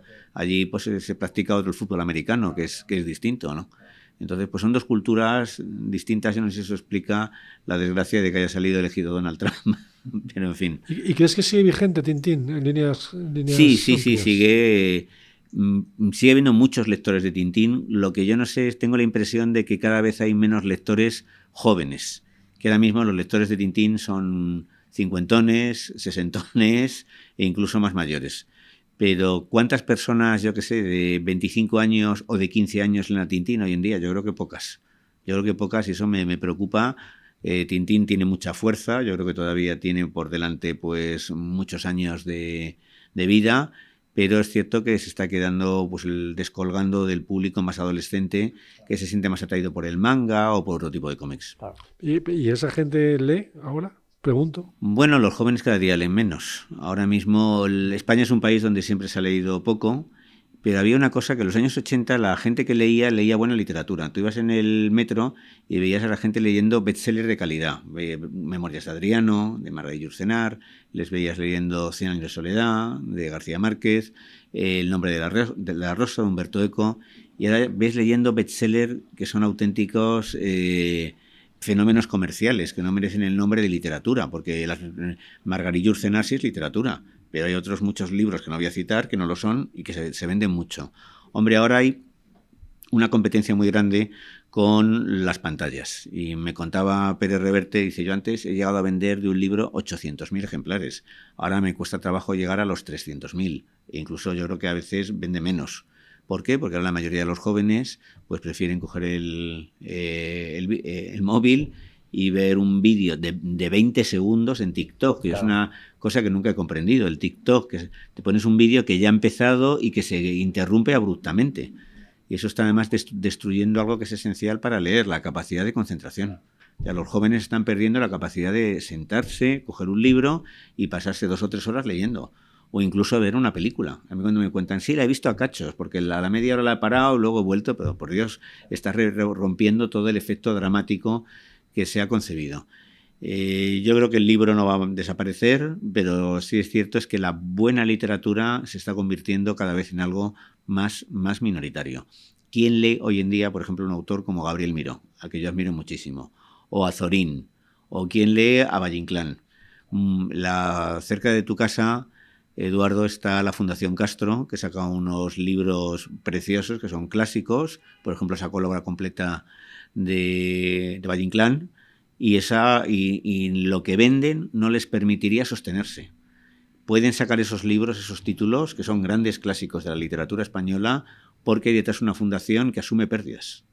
Pero si tuvieran que depender de las ventas en el mercado, desaparecerían. Y a mí eso me preocupa porque el retroceso de la lectura provoca que la sociedad deje de estar compuesta por ciudadanos con un criterio propio y se transforme en una masa a la que se puede manipular con facilidad. Rafael, volviendo un momento a Tintín y luego ya podemos ir por otros temas porque tampoco es como a mí me gusta tanto Tintín. Pero en algún momento te he leído, y además creo que es muy curioso, muy interesante porque yo lo he pensado también algunas veces. Dices, a lo mejor Tintín es el personaje menos interesante de las historias. Bueno, eso es cierto. Porque los otros son muy interesantes y son curiosísimos. A ver, mucho Capitán Haddock. O Tornasol. O la Castafiore. Claro. O Hernández y Fernández, que mucha gente se cree que son hermanos y no son hermanos. Porque el único que se diferencian es que uno tiene ¿no? las puntas del bigote hacia arriba y otro hacia abajo. Y en realidad en francés son Dupont y Dupont. Pero sí, Tintín es un personaje un poco hueco. Y además es demasiado humano, aunque alguna vez le vemos llorar, pero es la quinta esencia del heroísmo, de la nobleza. Es un Boy Scout, que es lo que fue Hergé. Es muy puro. Es muy puro. Entonces, él, como por ejemplo, uno de mis álbumes preferidos, que es Tintín en el Tíbet, cuando va a rescatar a Chan, desafiando toda clase de peligros. Entonces, él es un personaje un poco plano, porque no hay personas tan virtuosas, con una conducta tan ejemplar. En cambio, es mucho más interesante Haddock, que al principio incluso se comporta como un canalla, le rompe una botella en la cabeza a Tintín. Es un alcohólico. Varias veces comete actos de negligencia que ponen en peligro la vida de Tintín. Hace cosas que a veces resultan hasta vergonzosas, ¿no? Se emborracha de una manera miserable. Y bueno, Tornasol, pues, es muy despistado, muy caótico, muy frágil. Curiosamente, Hergé se basó en un personaje real, que era un inventor altísimo, pero no le cabía en la viñeta. Entonces le convirtió en un hombre menudo, y eso es otro de los encantos del personaje. Yo me acuerdo de las 7 bolas de cristal, cuando se encuentra con un viejo compañero, un profesor, que le coge así, le levanta. Es algo así como Butó, así. No recuerdo el nombre, tendría que estar aquí. Con barba, exacto, ¿no? Fuerte, ¿no? Sí, y entonces el contraste que se crea entre los dos personajes es muy bonito. También se puede decir lo mismo de Dupont, iba a decir los hermanos, es que ya es una cosa que tiendes a decir, aunque no sean realmente hermanos. Y es que pues son increíblemente idiotas. Parecen estos personajes de Flaubert, Buffard y Puchet, que son idiotas perdidos y que son un monumento a la estupidez. Entonces, claro, hay toda o la Castafiore, que es un personaje al que aprecio muchísimo y que sin embargo muchas veces pasa desapercibido. Con lo cual es cierto que el personaje de Tintín probablemente es el más plano y que es mucho más interesante pues lo que son los personajes secundarios. Pero es que eso suele suceder en muchos libros. También Sancho Panza a veces no es más interesante que Alonso Quijano, no resulta más. Entonces, los secundarios de John Ford, por ejemplo, son absolutamente maravillosos. A mí, fíjate, me resulta muy interesante, por ejemplo, el que está detrás de la trama, digamos, por ejemplo, Hergé. Me parece interesantísimo. Sí. Quizás el personaje más interesante de Tintín, el creador. Sí. Y Cervantes, por supuesto, me lo parece también. Que los dos, por cierto, no son personajes muy ejemplares, porque Cervantes ya sabes que se le acusó de malversación de fondos, que estuvo en la cárcel. Algunos han llegado a decir que prostituía a sus hijas, que las llamaban las Cervantas, eso es una leyenda. Y luego Hergé engañó a su mujer, tuvo 2 relaciones, él se casó 2 veces y hubo una época donde tenía un contacto con las dos. Las dos admitieron ser. No dejó a su mujer, a Germaine, que era su. Y bueno, pues inició un idilio con una chica que tenía la edad de ser no su hija, sino su nieta. Y él era muy mujeriego, le gustaban mucho las mujeres. Y un poco mezquino con el dinero, por lo que cuentan. Y no se portó nada bien con sus colaboradores. Porque había un momento donde ya al final de su vida el 70% de los álbumes no los hacía él. Él hacía unos cuantos dibujos y luego tenía una persona que estaba especializada en aviones, en coches. Bob de Moor hizo muchísimas cosas. Edgar Pierre Jacobs, Jacques Martin y algunos Edgar Pierre Jacobs le pidió aparecer los títulos de crédito. Dijo, oye, este álbum casi lo he hecho yo. Y él se negó. A mí Hergé, no te creas que como personaje es una persona interesante, pero no me resulta una persona modélica. Tenía muchas fragilidades. Humanamente era una persona muy imperfecta. Pero bueno, como somos todos. ¿Te parece si comentamos los 2 últimos libros? ¿O quieres comentar algún otro libro? Bueno, yo tengo curiosidad, el libro del coleccionista de asombros, Sí. que yo lo he leído y que me gusta mucho. Yo sé que ese libro no funcionó bien comercialmente. Sí. Y quisiera preguntarte por qué. ¿Por qué crees tú? Hombre, porque es un libro de crítica literaria. Primero lo saqué con una editorial muy pequeñita, pero muy, muy pequeñita, con una distribución muy pobre. Aunque eran profesionales serios, tenían pocos recursos, entonces el libro se distribuyó, pues llegaron muy pocos ejemplares y no llegaron en el Corte Inglés, no se vendió tampoco en la FNAC. Luego eran una recopilación de artículos que yo ya había publicado. Yo tengo un blog en El Cultural que publicó un artículo semanal el blog se llama Entre Clásicos, y no son textos de 600 palabras, son textos a veces de 3.000, 4.000 palabras, que son estudios, como sobre Thomas Mann, sobre también figuras del cómic, del cine, etcétera. Y luego ese libro incluía 5 inéditos. Por cierto, el título se lo copié a Francisco Javier Irazoqui, que se define como un coleccionista de asombros. Entonces, pues yo le pedí permiso, me lo dio, y añadí 5 inéditos, pues por ejemplo un texto sobre Hannah Arendt, un texto sobre Virginia Woolf, 3 más que no recuerdo. Y no, la crítica literaria le interesa a muy poca gente, es normal. Con una editorial más potente, en vez de, a lo mejor con suerte, había vendido 2.000, pero no creo que mucho más. Entonces, el mercado está matando a la cultura, está matando a la música, está matando al cine, porque vivimos en una época donde se está un poco produciendo lo que Ortega denominó la rebelión de las masas. O sea, a mí mi criterio vale lo mismo que el tuyo, me da igual que tú seas crítico literario, que seas profesor, y además a mí me gusta más ver La Isla de las Tentaciones que un western de John Ford. Y para ti La Diligencia es una gran película, pero yo prefiero Torrente, el brazo tonto de la ley. Y considero que sobre gustos, para eso están los colores. Y eso no es cierto, porque hay una jerarquía. Entonces realmente hay cosas que son arte y cosas que son entretenimiento. Y luego hay entretenimiento de calidad, Indiana Jones, y películas que son auténticos bodrios. Entonces yo pienso que el sentido de la jerarquía se ha perdido y es necesario restablecerlo. Lo que pasa es que lo que está sucediendo en el mundo pues no es precisamente muy tranquilizador con el auge de todo tipo de populismos y nacionalismos. La autoritas, ¿no? O sea, sí, me refiero a esa prescripción que había antiguamente, que ya no existe, ¿no? Sí, la autoridad, pero también se está produciendo un deterioro de la cultura democrática. Yeah. Porque un poco la cultura democrática consiste en convivir con lo que no te gusta.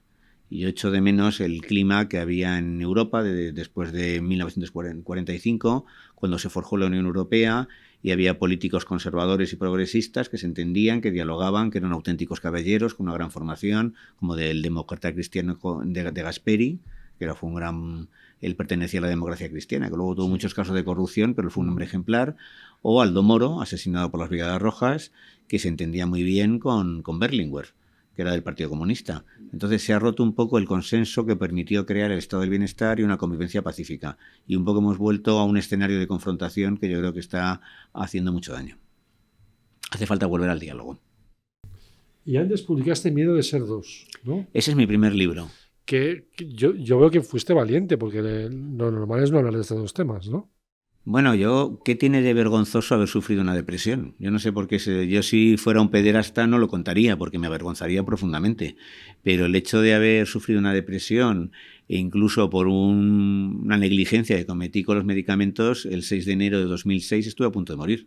Yo tenía un insomnio terrible, llevaba sin dormir bien meses, y entonces me tomé 2 pastillas, no me dormí poco, me tomé otras 2, al final me había tomado 7 u 8 pastillas, y estuve a punto de entrar en coma. Es más, mi mujer no podía despertarme, llamó a un médico, el médico según me vio llamó a una UCI, no una ambulancia, sino una UCI.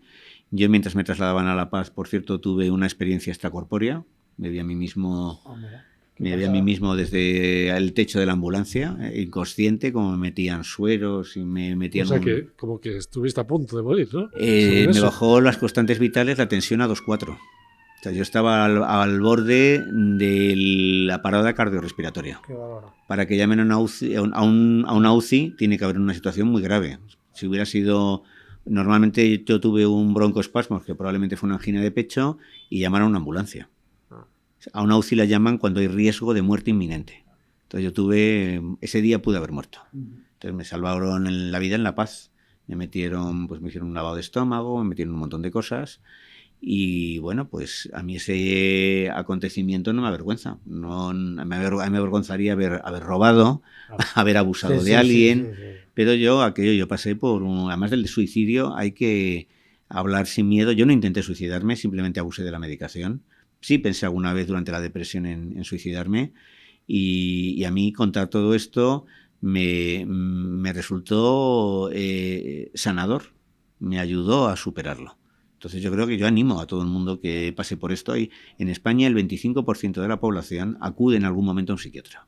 Y en algún momento de su vida se toma un antidepresivo, un ansiolítico. Y yo no sé por qué hay un tabú sobre este tema. Yo creo que hay que normalizar esto, como se ha normalizado el cáncer, cuando alguien dice, no, ha muerto de una larga enfermedad. Al parecer Vargas Llosa ha muerto de un cáncer hematológico. Pues hay que decir las cosas abiertamente. Entonces yo creo que yo, salvo alguna gamberrada que he hecho de adolescente, ¿y quién no las ha hecho? Seguramente vosotros con 14, 15 años alguna tontería habéis hecho. Seguramente. Pues salvo eso, en mi vida no hay ningún acontecimiento que yo lleve como un peso por haber hecho algo horrible, ¿no? Entonces me he equivocado, pues alguna vez habré sido injusto, arbitrario, pero sin darme cuenta, sin proponérmelo. Pero yo no me avergüenzo de haber pasado por la experiencia de la depresión, porque me diagnosticaron por error bipolaridad. Ahora llevo más de 10 años sin tomar ninguna clase de medicación y he pasado por situaciones muy duras. El cáncer de mi mujer, en fin.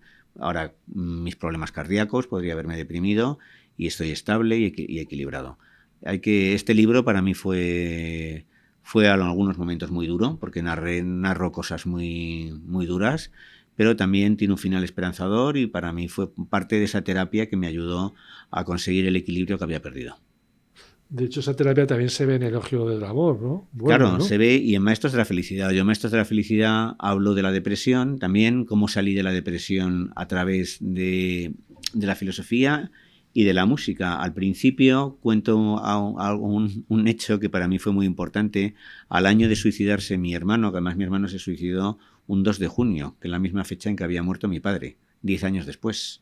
No sabemos muy bien por qué lo hizo, qué nos quiso transmitir con eso, pero yo recuerdo un año después ir subiendo por la Gran Vía, un 2 de junio, terriblemente deprimido, pensando que la vida era una porquería, que no merecía la pena, y en Callao me encontré con una orquesta de cámara, con un grupo de estudiantes del conservatorio, interpretando los conciertos de Brandenburgo. Y mi ánimo cambió radicalmente. Además, allí había alrededor varias personas, se creó como un ambiente entre los que escuchábamos de cercanía.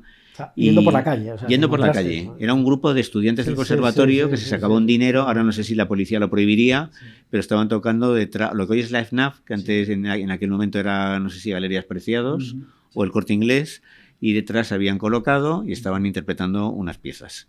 Y aquello, pues bueno, pues en Maestros de la Felicidad cuento cómo ese tipo de experiencias me han ayudado. Otra vez, esto lo cuento más bien en Peregrinos del Absoluto, que es un ensayo que escribí sobre la mística, pues escuchando la Misa en Si menor de Bach y leyendo a E.T. Lesun, pues tuve la sensación de que me reconciliaba con la vida. Entonces, pues bueno, yo creo que por eso hay que buscar en la literatura, buscar en el arte, buscar en la música, pues la paz que muchas veces la vida no nos proporciona. Yo me gusta mucho la música, no tengo desgraciadamente formación musical, pero sí que siempre que puedo voy al auditorio. Lo último que escuché fue el Requiem de Mozart y salí pues absolutamente reconfortado. Qué bueno. También el cine, ¿no? También el cine. También el cine, ¿no? Y también me gusta mucho el jazz, también me gusta mucho Miles Davis, Joel Coltrane, Billie Holiday, Ella Fitzgerald, Sarah Vaughan.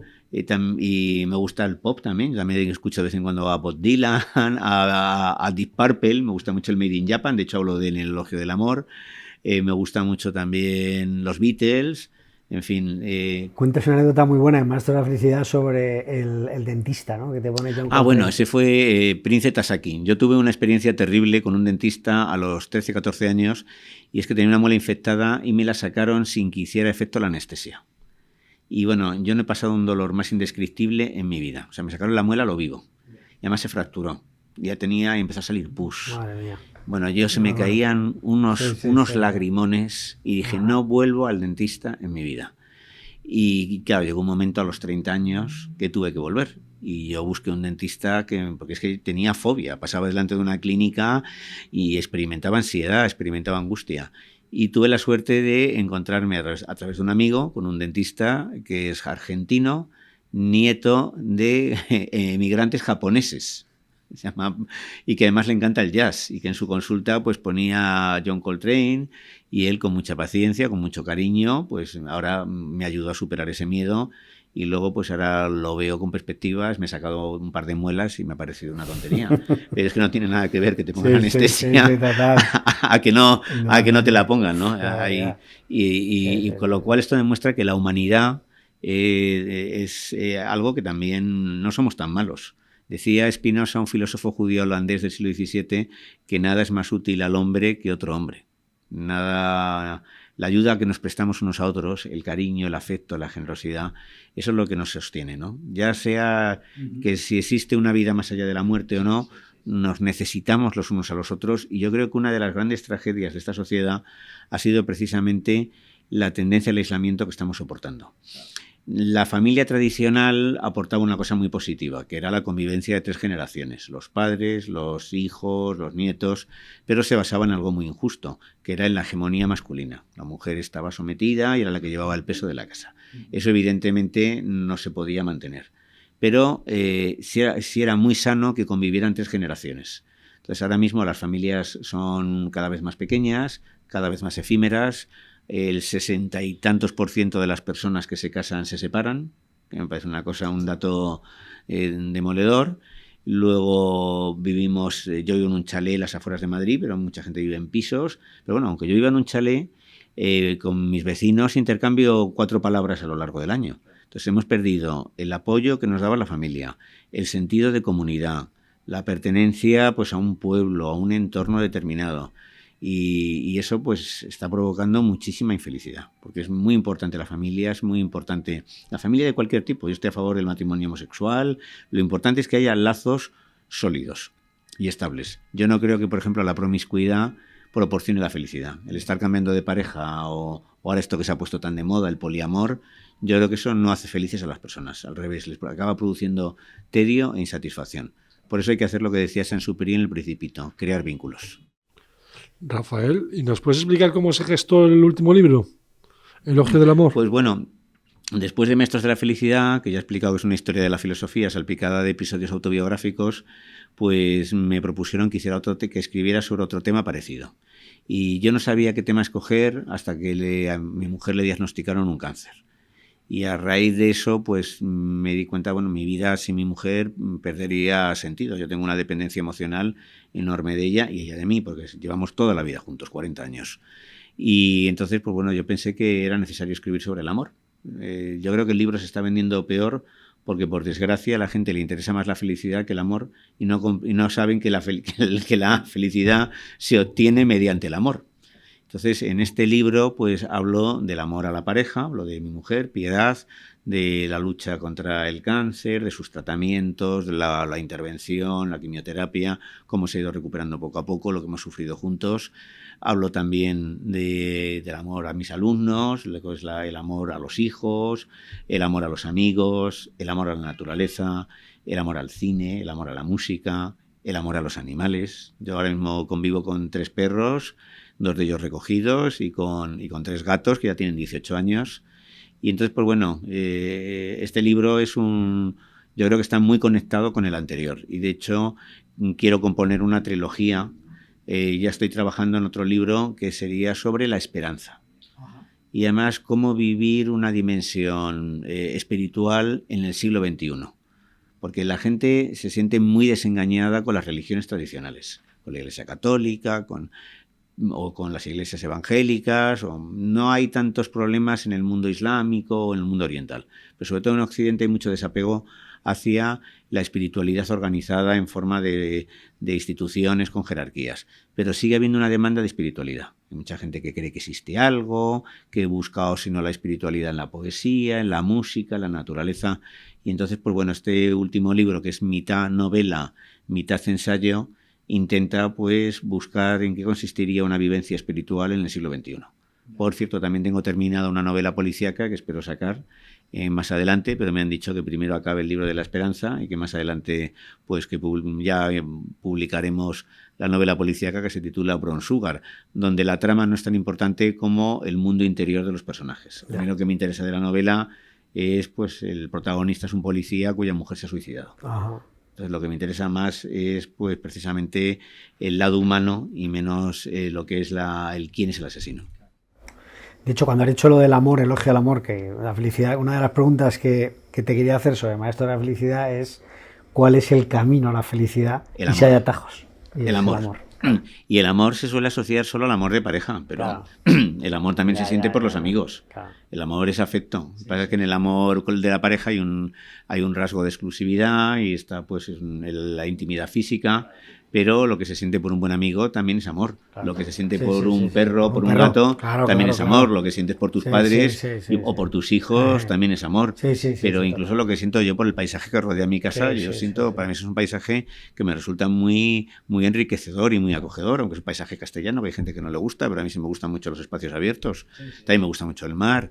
Lo que siento por la música también es amor. O sea, cuando puedo escuchar Claro. pues yo qué sé, a Billie Holiday, pues experimento, pues, un placer interior enorme. Entonces, bueno, pues yo creo que el camino de la felicidad es el amor, y el amor lleva a la esperanza. Me alegro, me acuerdo que en tu presentación, la del último libro, Silva dijo que el amor al amigo, a los amigos, que era tan fuerte como el amor a la pareja. Lo que pasa es que a lo mejor no era tan espectacular, pero que era tan fuerte. Yo por mis amigos yo siento un afecto enorme. Yo, por ejemplo, por Damián, que ahora está en China, pues no es mi hijo, pero a veces yo casi lo percibo como algo tan cercano como un hijo, ¿no? O cuando me operaron, pues me acompañaron a mi mujer 2 buenísimos amigos que son encuadernadores, que por cierto son los encuadernadores también de la biblioteca de Luis Alberto de Cuenca, y que se llaman Alberto y Carmen, y menos mal que ellos pudieron estar a nuestro lado. Yo no tengo familia, yo he perdido a mis 3 hermanos, he perdido a mis padres, solo tengo, pues, primas que no viven ni siquiera en Madrid y sus hijos, pero claro, una vive en Málaga, otra vive en Valencia, otra vive en Cádiz, nos vemos 4 o 5 veces al año, no podemos tener un trato tan cercano como los amigos que tengo en Madrid. Y sí es cierto, estoy de acuerdo con Lorenzo Silva, ¿no? Si la amistad es verdadera, una cosa es tener colegas. Yo nunca he sido de amigotes, de irme con los amigotes a tomarme unas cañas, es algo que nunca he hecho. Y de hecho todos los amigos que tengo son compartidos con mi mujer. O sea, son amigos de los dos, no son solo mis amigos o sus amigos. Mi mujer tampoco se va con sus amigas por la tarde a tomarse un café. O sea, que todos los planes los hacemos conjuntos. Y yo, por los buenos amigos que tengo, sí siento amor, y un amor muy intenso. Y ahora se me ocurre, ¿no sientes esa amistad con los escritores más queridos? Que no tengo ningún escritor. No, quiero decir, no con autor vivo, como podría ser yo. Sí. O tú, sino con Cervantes, por ejemplo, con Séneca, con Marco bueno, Aurelio. Sí, a mí eso me sucede, por ejemplo, a mí me gusta mucho Luis Rosales, y me gusta mucho un libro muy bonito que se llama La casa encendida, que él escribió a raíz de la muerte de uno de sus amigos, de Juan Panero, que murió prematuramente en un accidente de coche. Entonces sí es cierto que hay autores pues hacia los que siento casi una sensación de amistad, o me gusta mucho Borges, aunque luego él como persona había muchas cosas que me desagradaban de él. Y en los libros de Vargas Llosa también me encuentro muy cómodo, muy a gusto. Y ahí pues, o en el mundo de John Ford. Yo soy un grandísimo apasionado de John Ford. Tengo material de sobra para sacar un libro sobre John Ford, pero en las grandes editoriales me advierten que no se van a vender más de 1.500 ejemplares. Y las grandes editoriales piensan en cifras de 5 o 10.000 como mínimo, ¿no? Como mínimo.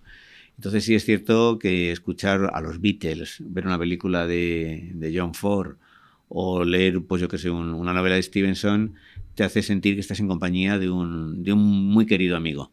También luego entre los escritores tengo amigos excelentes como Eduardo, pero no tengo amigos súper íntimos entre escritores muy conocidos. Yo tengo muy buena relación con Fernando Aramburu, pero no somos amigos íntimos. Yo de hecho hablo de él en El elogio del amor, le dedico un capítulo porque nos dimos un paseo por el Retiro. Con Arturo Pérez Reverte tengo un trato cordial, con Lorenzo Silva tengo más trato, pero con ninguno he llegado a tener pues una amistad muy, muy íntima. Claro. ¿Y no crees, se me ocurre ahora que luego es interesante eso que dices sobre John Ford, que es un corsé enorme eso de las ventas? Oye, si tú crees que lo debes escribir, escribe el libro. Aunque vayas a vender 1.500 ejemplares, pues maravilloso. Es que solo pensar en lo que uno va a vender me parece tristísimo. A mí me parece que es una forma casi de castración. Parece que te están amputando algo, ¿no? Y lo que pasa es que, bueno, tienes que encontrar una editorial que esté dispuesta a publicarla. Ahora mismo las grandes editoriales no se meten en ese tipo de proyectos. Siempre buscan superventas. Ahora con mis editores me dicen, no, hombre, es que ahora no vamos a ir de más a menos. O sea, que pases de vender 25.000 a que vendas 1.500 ejemplares. Porque es que además a ellos no les salen las cifras tampoco. Porque para ellos tienen que hacer hacen tiradas mínimas de 4.000 ejemplares. Y realmente si tiras 4.000 ejemplares de un libro de John Ford, es muy difícil que se vendan. Tienes que irte a una editorial pequeña. Y el problema es que también te haces la competencia a ti mismo. Porque a lo mejor al tener varios libros en el mercado a la vez, pues eso tiene que haber una distancia entre un libro u otro. Pero yo comparto lo que ha dicho Eduardo y la verdad es que estoy un poco harto de este tema, del tema de las cifras. Lo que pasa es que los escritores también necesitan dinero para vivir, que es algo que se olvida, para comer. Yo tengo la suerte de que yo he sido profesor, estoy jubilado, tengo una buena pensión, mi mujer también está jubilada, tenemos la casa ya pagada, etcétera. No tengo grandes necesidades económicas. Y la literatura me aporta un complemento. Pues a mí me pagan en prensa por escribir, pero bueno, la gente no sabe que por un artículo hay medios que pagan 50 euros o 100 euros. A mí en el cultural me pagan 100 euros por un artículo. Y te lleva un tiempo que si tú sacas las horas que has tardado en escribirlo, no te compensa. O medios donde no te pagan absolutamente nada. Entonces el problema es que un escritor también necesita vivir. Por ejemplo, Pío Baroja vivió de la literatura, Vargas Llosa vivió de la literatura, Pérez Reverte vive de la literatura. Esto es un dilema. Pero Baroja debió vivir muy escuetamente. No, Baroja fue un autor que ganó bastante dinero en vida, ¿eh? Y de hecho se compró esta casa en Itzea. Y entonces él sí ganó bastante dinero. En su momento fue un autor muy prolífico y al mismo tiempo exitoso. Me ganó mucho más dinero Blasco Ibáñez. En cambio, el que ganó muy poco dinero fue Valle Inclán. Pero fíjate, era soltero, no tenía hijos. Sí, bueno, pero se llevó a toda su familia a vivir a la casona esta y él era la principal fuente de ingresos. Él, por cierto, entre otras cosas, se quedó impotente a los 34 años. Eso dicen que también le agrió bastante el carácter, ¿no? Pero no, Julio Caro Baroja todavía vivía de los derechos de autor de su tío, Julio Caro Baroja. Sí, eso lo cuenta Julio Caro en Los Baroja. Baroja sí ganó dinero. No ganó, en cambio, dinero Antonio Machado, no ganó dinero, en cambio, Gabriel Miró. Azorín con la prensa sí llegó a ganar, bueno, unas cantidades respetables, pero ninguno. Yo creo que Baroja, de su generación, fue de los que más dinero ganó, porque Unamuno tampoco vendía mucho. Por ejemplo, del Cristo de Velázquez, que es un poema extraordinario, me parece que vendió 2.000 ejemplares. Bueno, ya me parece mucho. Y ya es mucho. Porque es una poesía. Teníamos el último bloque, ¿sabes?, donde queríamos decirte una serie de nombres y que nos dieras una frase o dos, ¿vale?, para finalizar ya el podcast, ¿no? Como una semblanza, una especialidad. Efectivamente. Y hay alguno que, claro, que oye... Bueno, ¿empiezo yo? Sí. El primero, por estar en la época que estamos, es Jesús de Nazaret. Hombre, Jesús de Nazaret... Bueno, Jesús de Nazaret no es un autor, porque en realidad solamente aparece... Personajes de... Sí, pero sí quiero aclarar una cosa. A Jesús de Nazaret solo se le ve escribiendo en una ocasión en el Evangelio de Juan, cuando le llevan a la adúltera, y está escribiendo en el suelo, no sabemos el qué. En la arena, ¿no? En la arena, está escribiendo en la arena, no sabemos el qué. Pero a mí Jesús de Nazaret, en primer lugar, me parece un personaje histórico. Se ha dudado de su existencia, pero yo creo que aunque no hay muchas fuentes más allá de los evangelios, hay suficientes testimonios para no negar su existencia real. Otra cosa, bueno, algunos aceptarán que es el Hijo de Dios, otros pueden opinar que eso que se ha llamado ser Hijo de Dios no consistió en ser engendrado por el Espíritu Santo, sino en el vínculo que estableció con Dios, donde además Jesús comprendió que Dios no era un poder lejano y terrible como se creía en la Antigüedad o en el Antiguo Testamento, sino un padre como el de la parábola del hijo pródigo, un padre que perdona sin imponer penitencia, porque cuando el hijo pródigo vuelve a casa, el padre no le dice, y ahora vas a hacer esto y lo otro, sino que simplemente le abraza y celebra su regreso. Yo pienso que seas creyente o no, las enseñanzas morales que transmite Jesús de Nazaret en los evangelios, a través del Sermón de la Montaña, a través de las bienaventuranzas, tienen una validez universal y que han conmovido incluso a personajes como Pasolini, que era comunista, ateo y homosexual, y sin embargo hizo la mejor película que se ha hecho sobre Jesús. La que hizo Mel Gibson es auténticamente, es abominable, absolutamente abominable. En cambio, Pasolini hizo una película protagonizada, por cierto, por un español que se llamaba Enrique Irazoqui, una película bellísima, se la dedicó a Juan XXIII, el Papa Bueno, y Juan XXIII se sintió pues muy cómodo con esa película. De hecho, el Vaticano ha dicho que es la que mejor refleja pues quién fue Jesús de Nazaret. Yo creo que fue un gran maestro moral y así lo reconoce incluso el Islam, que es uno de los... No se puede ser musulmán y odiar a Jesús de Nazaret o a María de Nazaret, porque reconocen pues el carácter trascendente de ambos. ¿Ortega y Gasset? Pues Ortega y Gasset ha sido un poco maltratado por la posteridad, que le ha acusado de dar argumentos al fascismo. Es cierto que José Antonio Primo de Rivera reivindica su figura, pero yo creo que ha sido el filósofo español más extraordinario de todos los tiempos. Yo incluiría a su lado a Xavier Zubiri, que fue su discípulo, y a María Zambrano, que también ha sido una gran autora. Pero Ortega nos ha dejado una obra enorme que además él utilizó el periodismo para acercar la filosofía al público no especializado. Y sus artículos están escritos con muchísima elegancia. No llegó a escribir ningún libro inédito. Todos sus libros son recopilaciones de artículos. Y sin embargo son libros extraordinarios. El tema de nuestro tiempo, Meditación del Quijote, la deshumanización del arte, la rebelión de las masas, España invertebrada. Yo creo que es uno de los grandes intelectuales del siglo XX que no está suficientemente valorado, con una prosa que a mí sí me gusta, aunque Borges se metió con ella, dijo que tenía ocurrencias ocasionales y que verdaderamente nos sigue proporcionando lecciones muy valiosas. Por ejemplo, estamos viviendo lo que él ya pronosticó, la rebelión de las masas, que se produjo en los años 30, que significó el auge de los fascismos, de los totalitarismos, y un poco estamos volviendo a esas masas que han perdido el sentido de la proporcionalidad y que se están dejando llevar por las pasiones más ciegas y más oscuras. El Papa Francisco. Bueno, hoy ha muerto. Yo le apreciaba muchísimo. Yo creo que le hubiera gustado llevar las reformas que emprendió mucho más lejos, pero ha tenido al enemigo en casa, a la curia. Yo creo que es uno de los grandes papas de los 2 últimos siglos. Yo ahí incluiría a Juan XXIII, que fue el que promovió el Concilio Vaticano II, que fue, yo creo que la primavera vaticana, el momento más brillante de la Iglesia Católica en los tiempos, en la Edad Moderna, en la Edad Contemporánea, perdón. A Pablo VI, que también fue un gran papa. Juan Pablo I probablemente habría sido un buen papa. Luego vinieron 2 papas. A mí, por ejemplo, Juan Pablo II yo creo que ha dejado un rastro muy negativo, porque le ha dado mucha fuerza a los grupos integristas, ya sea el Opus Dei, ya sea Comunión y Liberación, ya sea Sodalicio, que Francisco lo ha disuelto, el camino neocatecumenal. Fue un papa muy conservador. Tiene algunas encíclicas criticando el capitalismo que están muy bien, pero yo creo que Francisco ha dejado un legado mucho más fecundo. Y sobre todo, pues por ejemplo, ha permitido la bendición de las parejas homosexuales, ha defendido a los inmigrantes, se ha comprometido con el medio ambiente, con los marginados, con los excluidos, le ha dado a las mujeres un papel más importante en el Vaticano. Podría haber llegado más lejos, haber acabado con el celibato obligatorio de los sacerdotes, haber permitido la ordenación de las mujeres. Pero si hubiera dado esos pasos, yo creo que se hubiera producido un cisma en el interior de la Iglesia Católica, porque tenía muchos enemigos, incluso entre los cardenales. Pero yo creo que ha sido un soplo de libertad y de esperanza. Vargas Llosa. Pues yo a Vargas Llosa le entrevisté en el año 2020, creo, durante la pandemia.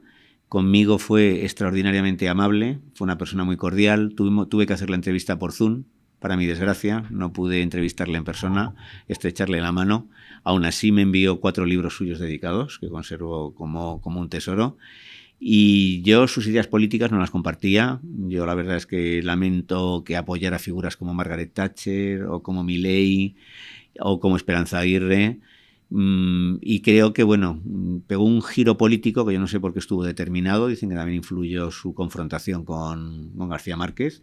No hay que olvidar que Vargas Llosa en un principio apoya la Revolución Cubana y luego se convierte en uno de los principales adalides del neoliberalismo.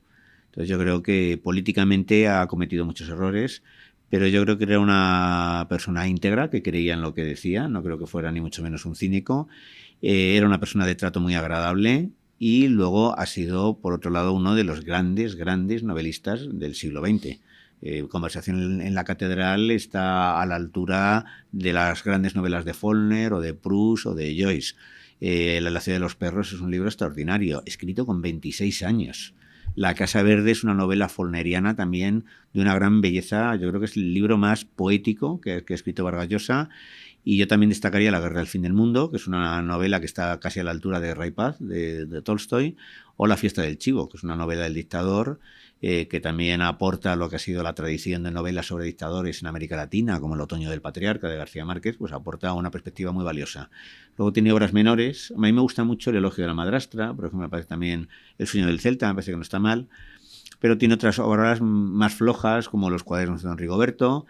Pero en cualquier caso, todos sus libros son interesantes y todos merecen la pena. O sea, nunca puedes decir, he perdido el tiempo, he leído algo pues que no merecía la pena, pero algunos libros son sublimes y otros simplemente son buenos. Claro. Julia Otero. Pues yo trabajé con ella durante 9 meses, me parece una persona encantadora, una gran periodista, yo le agradezco mucho la oportunidad que me dio. Lo que pasa es que yo creo que yo no pintaba mucho en ese tipo de tertulia, porque era una tertulia sobre política. Y se hablaba de temas en los cuales yo no tenía nada que aportar. Véase, pues yo qué sé, los pisos turísticos, las Golden Visa o los conflictos, los pactos de Sánchez. Y entonces los temas yo creo que aporto más cuando se hablo de literatura, de filosofía. Entonces yo estaba un poco como pez fuera del agua. Pero desde luego ella fue encantadora, fue generosa, yo creo que es una gran periodista. Y luego, eso sí, entre los contertulios hay algunos que recuerdo con muchísima simpatía, como Fernando Iwasaki, que era una persona encantadora, o Carolina Vescansa, o Arantxa Tirado, o Julián Casanova, y otros que no voy a mencionar, que para mi gusto son un ejemplo de periodismo agresivo que yo no comparto y que considero dañino. ¿Marco Aurelio? Marco Aurelio es uno de los grandes estoicos. El estoicismo en realidad empezó mucho antes que él. Él forma parte del estoicismo romano, el estoicismo tardío, como Séneca. Y bueno, pues yo creo que nos ha aportado a través de sus meditaciones, que inicialmente se titulaban Cosas para mí. Él no pensaba publicarlas. Nos ha aportado también grandes lecciones, ¿no? Como por ejemplo el autodominio, la regulación de las emociones. Uno de nuestros problemas es que nos vemos desbordados por el miedo, por la angustia, por la ambición. Y él un poco en sus meditaciones, que son muy cortitas, nos enseña pues la importancia de controlar nuestras propias emociones, adaptarnos pues muchas veces a las circunstancias, y también nos da grandes lecciones sobre la amistad, sobre la ética, sobre política. Fue un gran emperador, fue un excelente filósofo y tiene una pluma además muy, muy bonita, ¿no? Escribe muy bien. Y para finalizar, que también sale en este libro, Javier Marías. Pues Javier Marías yo le admiro muchísimo como novelista. Es uno, pienso yo, es el mejor novelista de su generación, el mejor novelista español de su generación. Era una persona que tenía fama de arrogante y distante y sin embargo conmigo fue extraordinariamente amable y cercano.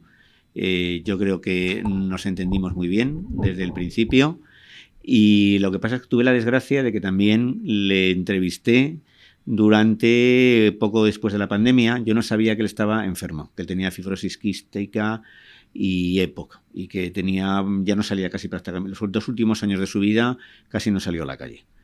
Y yo escribí un cuento sobre él que se llamaba El día que no conocí a Javier Marías, que se publicó en Zenda, que a Pérez Reverte le hizo mucha gracia y que yo me presentaba como un fan enloquecido que rondaba por su casa con la intención de asaltarle y de hablar con él.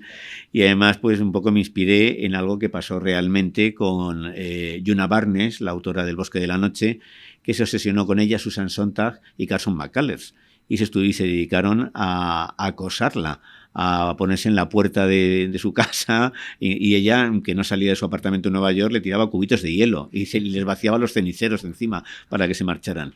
Pues yo hice un relato de carácter humorístico y bueno, tuvo mucho éxito y un día él me llamó por teléfono. Pidió mi número de teléfono y un día me llaman y me dicen, ¿Rafael Narbona? Digo, sí, soy yo.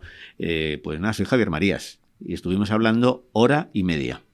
Hablamos de literatura, hablamos de su barrio, Chamberí, del mío, de Argüelles, hablamos de Tintín. Y me pareció una persona amable, encantadora, inteligente. Y luego, más adelante, le pedí hacerle una entrevista para El Cultural en una época en que él ya no daba entrevistas y, sin embargo, me dio una entrevista que está, por cierto, subida en YouTube, porque por un lado se publicó en papel y luego yo la grabé y la publiqué. Y yo creo que era una persona muy elegante. Yo cuando le escribía un mensaje por correo electrónico, él me respondía, le escribía a mano, su secretaria escaneaba la carta y luego me la mandaban por correo electrónico.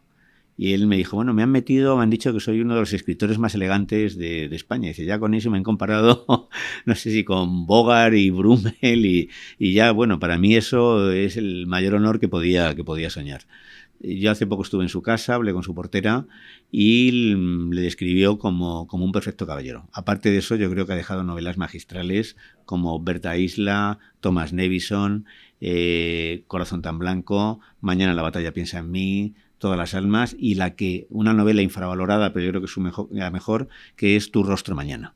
Es una trilogía. Luego tiene un libro muy bonito, no sé si has leído, que te pega muchísimo. Vidas escritas. Ese libro lo he leído, releído y es una gozada. Es un libro que además cuenta cómo la madre de Turgeniev mató a uno de sus criados dándole con un leño en la cabeza y luego se sentó encima de él con un almohadón y lo asfixió. Tiene cosas, el libro, de mucho humor.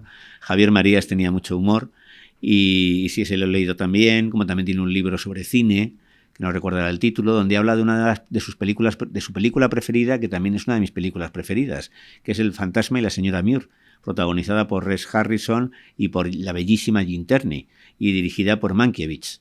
Y es una de las primeras películas de Mankiewicz, pero es una película de una viuda que se enamora de un capitán de un lobo de mar ya fallecido, que es el fantasma de una casa, la casa que ella alquila. Yo lo entrevisté también. ¿Tú lo entrevistaste? 2 veces. ¿Y qué tal la experiencia? Pues muy bien, porque pues sí. ¿En su casa? Me acuerdo que el hombre fumaba muchísimo, sí, y se levantaba al ventanal para abrirlo y decía, es que voy a abrir porque fumo mucho. Y luego, pero muy cordial, efectivamente, amable. Tenía la casa llena de libros, tenía la pared llena de libros yo creo que con traducciones de sus libros. O sea, vivía... Y que tenía cartas de Faulkner, cuentan cartas de Henry James. Me regaló un libro suyo, me regaló una traducción de un libro de... ¿El Tristan Sandy, tal vez? No, me regaló la traducción de este libro de Conrad. El espejo del mar. Sí. El espejo del mar. Sí. Porque él decía que era una joya, vamos, que se había esforzado muchísimo esa traducción. Y es una traducción que a Pérez Reverte le encanta. Sí, eran muy amigos, de hecho, Javier Marías. Y yo creo que Javier Marías hubiera merecido el premio Nobel. Es una injusticia que no se lo dieran. Sí, yo no lo he mencionado, pero él, su muerte, aunque fue una neumonía, los problemas de salud venían porque creo que se fumaba 5 paquetes al día de tabaco. Entonces eso le provocó pues un deterioro de los pulmones. Y es una pena porque murió relativamente joven, murió solamente con 70 años. Él dejó de dar entrevistas cuando empezó a estar enfermo, porque tenía miedo de coger una gripe. Le dijeron, como cojas una gripe o el COVID, no lo cuentas. Entonces por eso se parapetó en su casa.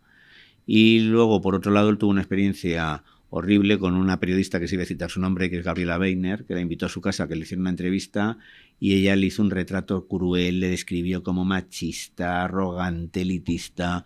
Fue un artículo miserable. Y entonces yo creo que después de eso él dijo, se acabó. O sea, tú invitas a alguien a tu casa, le tratas bien, le enseñas tu biblioteca y luego encima le hace un reportaje descalificándote y acusándote de un montón de cosas que son absolutamente falsas. Así que bueno, yo a Javier Marías me hubiera gustado estrecharle la mano, pero solamente pude llegar a hablar. Bueno, hablamos. Yo lo hice, gracias a Dios, y la verdad es que tengo un recuerdo buenísimo. Efectivamente, pero es posible que tuviera prevención, que fuera desconfiado. Es posible también. Sí, pero también habéis que había sufrido muchos ataques. Él también tenía opiniones muy polémicas y eso suscitaba también pues muchos ataques por parte de las feministas que le acusaban de machista y él no lo era, para nada, todo lo contrario. Y yo, pues bueno, me hubiera gustado mucho tener la oportunidad de darle la mano, pero conservo 4 cartas autógrafas suyas y también las entrevistas que le hice. Agradecerte un montón tu tiempo, me ha encantado el podcast. Qué suerte han tenido tus alumnos. Muchas gracias, muchas gracias. De haberte tratado, haberte Lo conocido. mismo dije cuando lo entrevisté para Hacienda. Ah, sí, sí, Pues eso muchas es gracias. interesante. Y nada, oye, serás bienvenido cuando saques otro libro. Estamos en contacto y muchísimas gracias por todo. Pues muchísimas gracias a vosotros y esto ha sido pues un encuentro entre amigos. Claro que sí, muchas Pues nada, gracias. hasta pronto. Espero que te haya gustado el episodio de hoy. Si quieres ayudar a que el podcast siga creciendo, recuerda que puedes suscribirte en elaprendedor.com. También puedes recomendarlo en tu entorno, en las plataformas de podcast o en redes sociales. Si quieres contactar con el podcast, no dudes en comunicarte en hola@elaprendedor.com o en las redes sociales. Muchas gracias por estar por aquí y no te pierdas el próximo episodio.